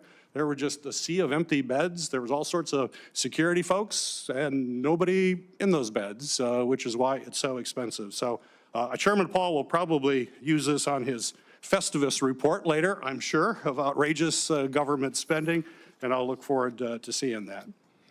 Secretary Noem, are you familiar with Section 872 of the Homeland Security Act of 2002? It sounds familiar, sir. You'll have to remind me the topic, yes. Well, Section 872 requires you, as Secretary, to provide a 60-day notice to Congress of any creation, deletion, consolidation, or alteration of organizations within the department that are not required in statute, which must include an explanation for the rationale behind any charges. It also prohibits you from making any changes to offices in the status. So my question for you is, why have you not provided notice to Congress of the changes you are making at the department? And will you be doing so in the near future? And will you include intended reduction in forces in that? For example, you've already terminated virtually the whole Civil Rights and Civil Liberties Office staff without any communication to Congress about your intent. And the only letter yesterday claiming all of the statutory responsibilities would be met, you sent a letter, but it conflicts certainly with the whistleblower disclosure that I received last week. So please explain to the committee why you are not following this law. Well, Senator, we are following that law. Those offices that you referenced are still open and functioning and providing their duties as required, but they have been right-sized. Many times the Office of Civil Rights and Civil Liberties, or the Ombudsman Office, which you and I visited about before, had grown quite expansive. They were used as a political tool, suing and attacking each other and censoring individuals and not doing the job for which they were created. So we've right-sized them, put them back on mission, and if there would be an instance to where notification is required, I certainly will follow that. Time has expired. Senator Moreno. Thank you again, Secretary. So following up on the themes that were just brought up, it seems to me that the most common sense answer and the least expensive way to house criminal aliens in the country is to not allow them to come here in the first place. Right? So it's whether it's $160 a day, $100,000 a day, it should be zero per day. And I hope that my Democrat colleagues, let's just codify what President Trump has done and prevent criminal aliens or anybody from entering this country illegally. That seems like the most fiscally conservative thing. So I hope when you're talking about these questions to the Secretary that we just say, let's just stop allowing people to come into the country illegally. By the way, that doesn't mean we don't want people to come here legally. That's the hypocrisy I just don't understand. When you're decrying the cost of housing criminal aliens, but you turned a blind eye when we had 10 million people come into this country illegally. Shifting gears real quick, you were a governor. Would it surprise you to learn that you're rated one of the top 5 most fiscally conservative, frugal governors in America last year?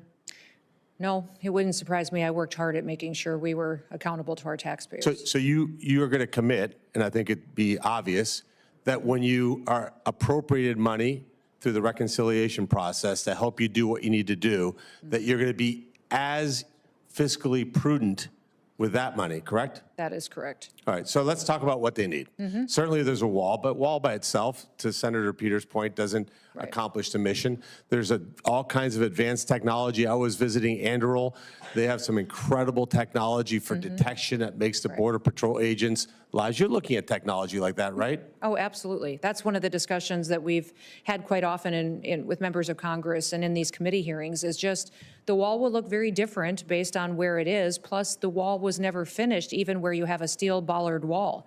Many times they erected the steel bollard wall, but didn't build out the technology to support it and to keep individuals from throwing ladders and ropes over them.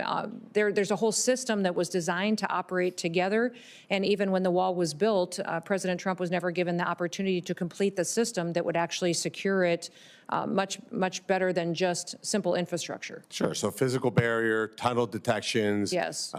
Technology surveillance. And some of these technologies can determine the difference between an animal and a human, can direct Border Patrol agents safely, let them know what to expect when they're there. So those are all the technologies.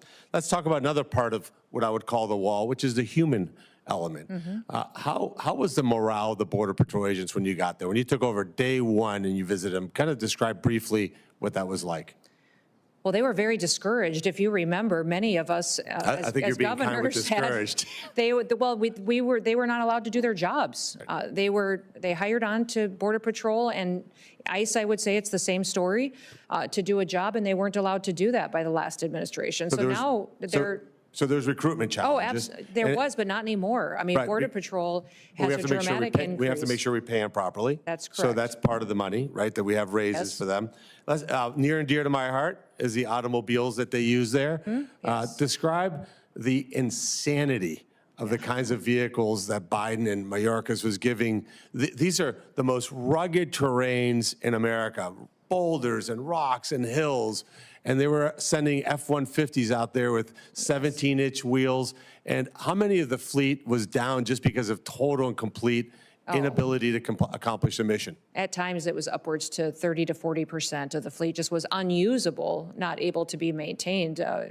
Times the percentage would increase based on the conditions to which they were deployed as well. And I know you and I have talked about this, but I just want to reinforce it on the record. We have a great company that builds cars in Ohio called Jeep.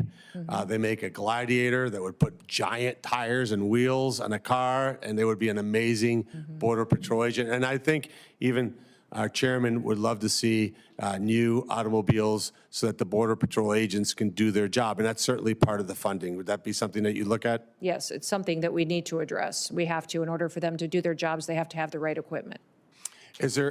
Last question, is there anything else that we might not have asked you that you think is important for this committee to know? Well, I think that you've covered a lot of the components. We haven't discussed the Secret Service, and I know that that's been a big topic for this committee in the past. I have the ability and the responsibility to oversee the Secret Service, and I just want you to know that we've gone away from the DEI recruitment directive that the Biden administration has utilized to recruit agents and what their purposes are, and we've made sure that they have the ability to do their job and protect the most powerful. And one of the statistics I think you would find to be helpful is we have an over 200% increase in applications to work for the Secret Service because of the work that Sean Curran and his team have done to really tell the mission and story of what they do every day and how important it is. Thank you. Senator Blumenthal. Thank you.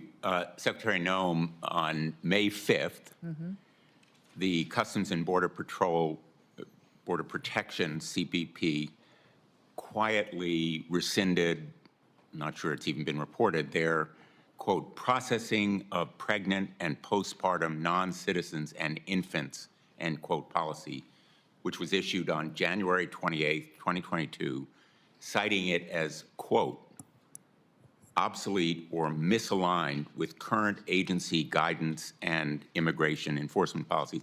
That January 28th policy memorandum followed years of inadequate care documented by a report from the Inspector General of the Department of Homeland Security showing that the treatment of pregnant, postpartum, and nursing women and infants was just horrendously and horrifically inadequate.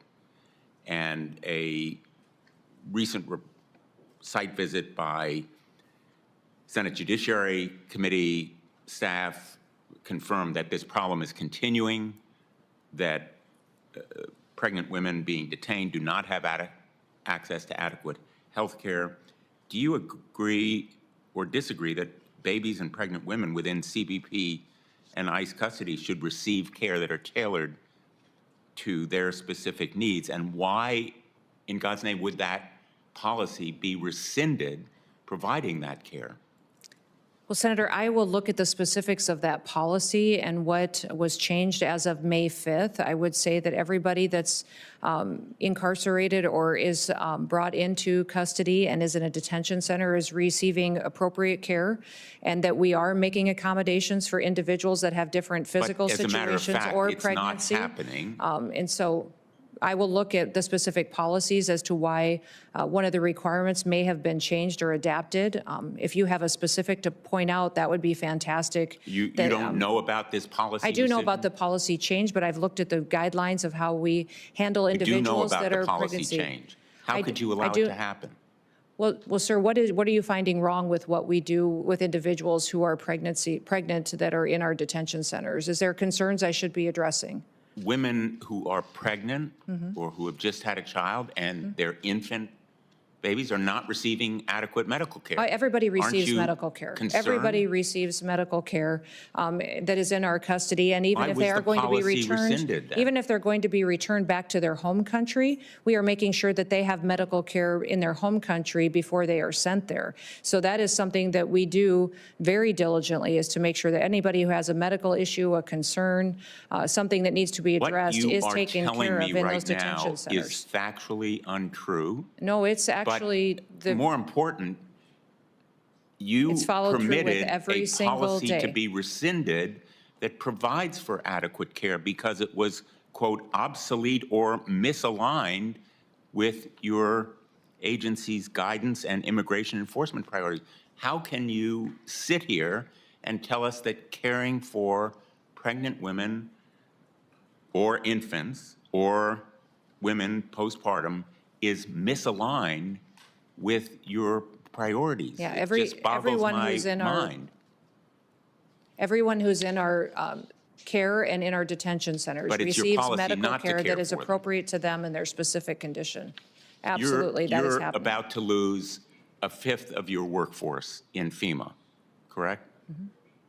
There are individuals in FEMA that are no longer working with us. They may have taken early retirement or How are you deferred going to retirement. They meet the have- needs of our constituents Mm-hmm. in Missouri or Connecticut, which suffered floods recently? I saw FEMA in action then, as I've seen them over the years. They are dedicated, vigorous public servants. They appear and spend hours and days and weeks caring for people. You're losing a fifth of them, including most of the leadership. What's your plan to replace We've got them? many people in FEMA that do very good work every day taking care of people that are in a crisis situation, that are experiencing the worst day of their lives. The problem is that over the years and under the Biden administration, they failed the American people. You're not They didn't answering my respond- question, Oh, I Madam absolutely Secretary. am. How are you going to replace a workforce You that can't is convince me absolutely that any essential federal government to agency does a better helping the job just because it has more constituents in people. Missouri? You More just people committed does to not help them. equal You're not going a to be better able to job. help Better people in job is Connecticut accountability to or people and in making sure we're Missouri taking or care of anywhere in the them. country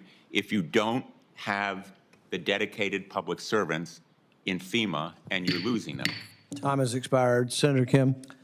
Thank you, Chair. Madam Secretary, I saw the proposed budget, and it showed a decrease for FEMA non-disaster grants. It was a proposed cut of about $646 million, but it didn't clarify what programs you thought that needed to be cut. So I guess I just wanted to ask, is the nonprofit security grant program one that you're considering cutting?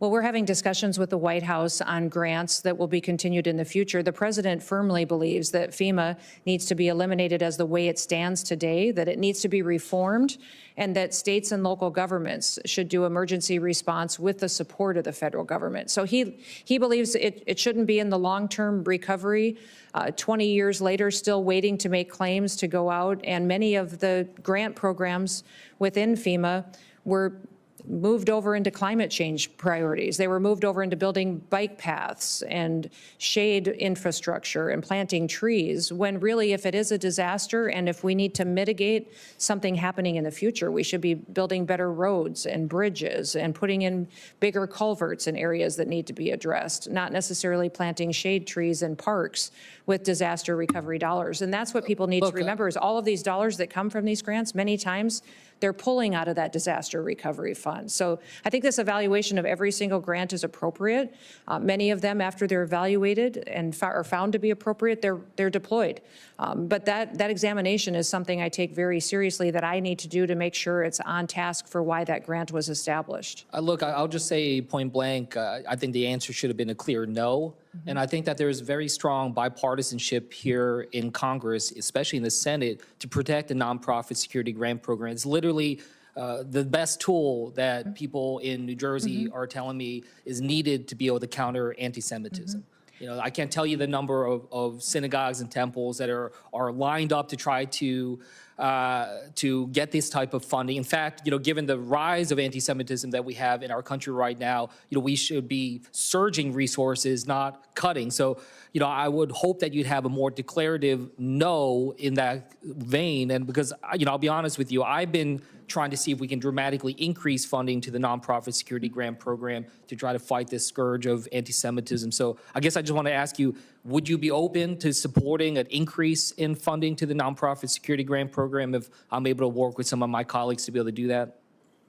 We definitely have seen the value in that program and are willing to discuss this with you. What I would say is that we have to do an evaluation to make sure those dollars are going to the appropriate entities that they were intended. So they have been very important for many different people in different communities, and I recognize that. This evaluation and work with you on how that program can be improved will be very important. Well, look, I want to engage with you on this further because when we're hearing this language about abolishing FEMA and whatnot, one of the elements that people have raised most concerns about is what does that mean for the nonprofit security grant program? So I really do urge you to work with me and this committee to have a declarative stance on that so people, especially those concerned about anti-Semitism, can have clarity on what comes next. You did raise the FEMA Review Council, which you said is going to be meeting for the first time today. I just wanted to see, because we've talked about this before, about what comes next. I wanted to see if you would commit to working with this committee and hearing our perspectives as part of the council's work and giving us an opportunity to engage before the committee concludes their work and finalizes recommendations. Is that something you can commit to? Yes, absolutely. There are several things that FEMA does that need your input, statutory requirements. This is a reform process that most certainly will include you in this committee. Yeah, that's something I know we talked about before you were confirmed, and I hope we can follow up on that because I think it's incredibly important. Everyone here recognizes that reforms are needed. Right. But now the question is just how it is situated, and I certainly have some thoughts I want to reflect from the folks in New Jersey. As mentioned earlier, hurricane season is upon us. Do you have a sense of when the White House is going to announce a full nominee for FEMA administrator?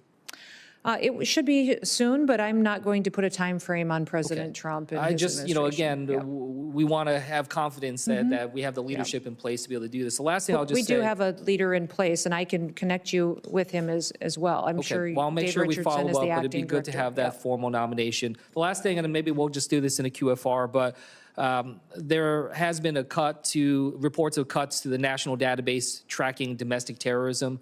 DHS cutted the funding. I just wanted to ask, is that correct? And is there any way that you could reconsider that and see if we can make sure we're tracking domestic terrorism rise in the country? I can follow up with you on that and get you that information. Okay, thank you, Secretary.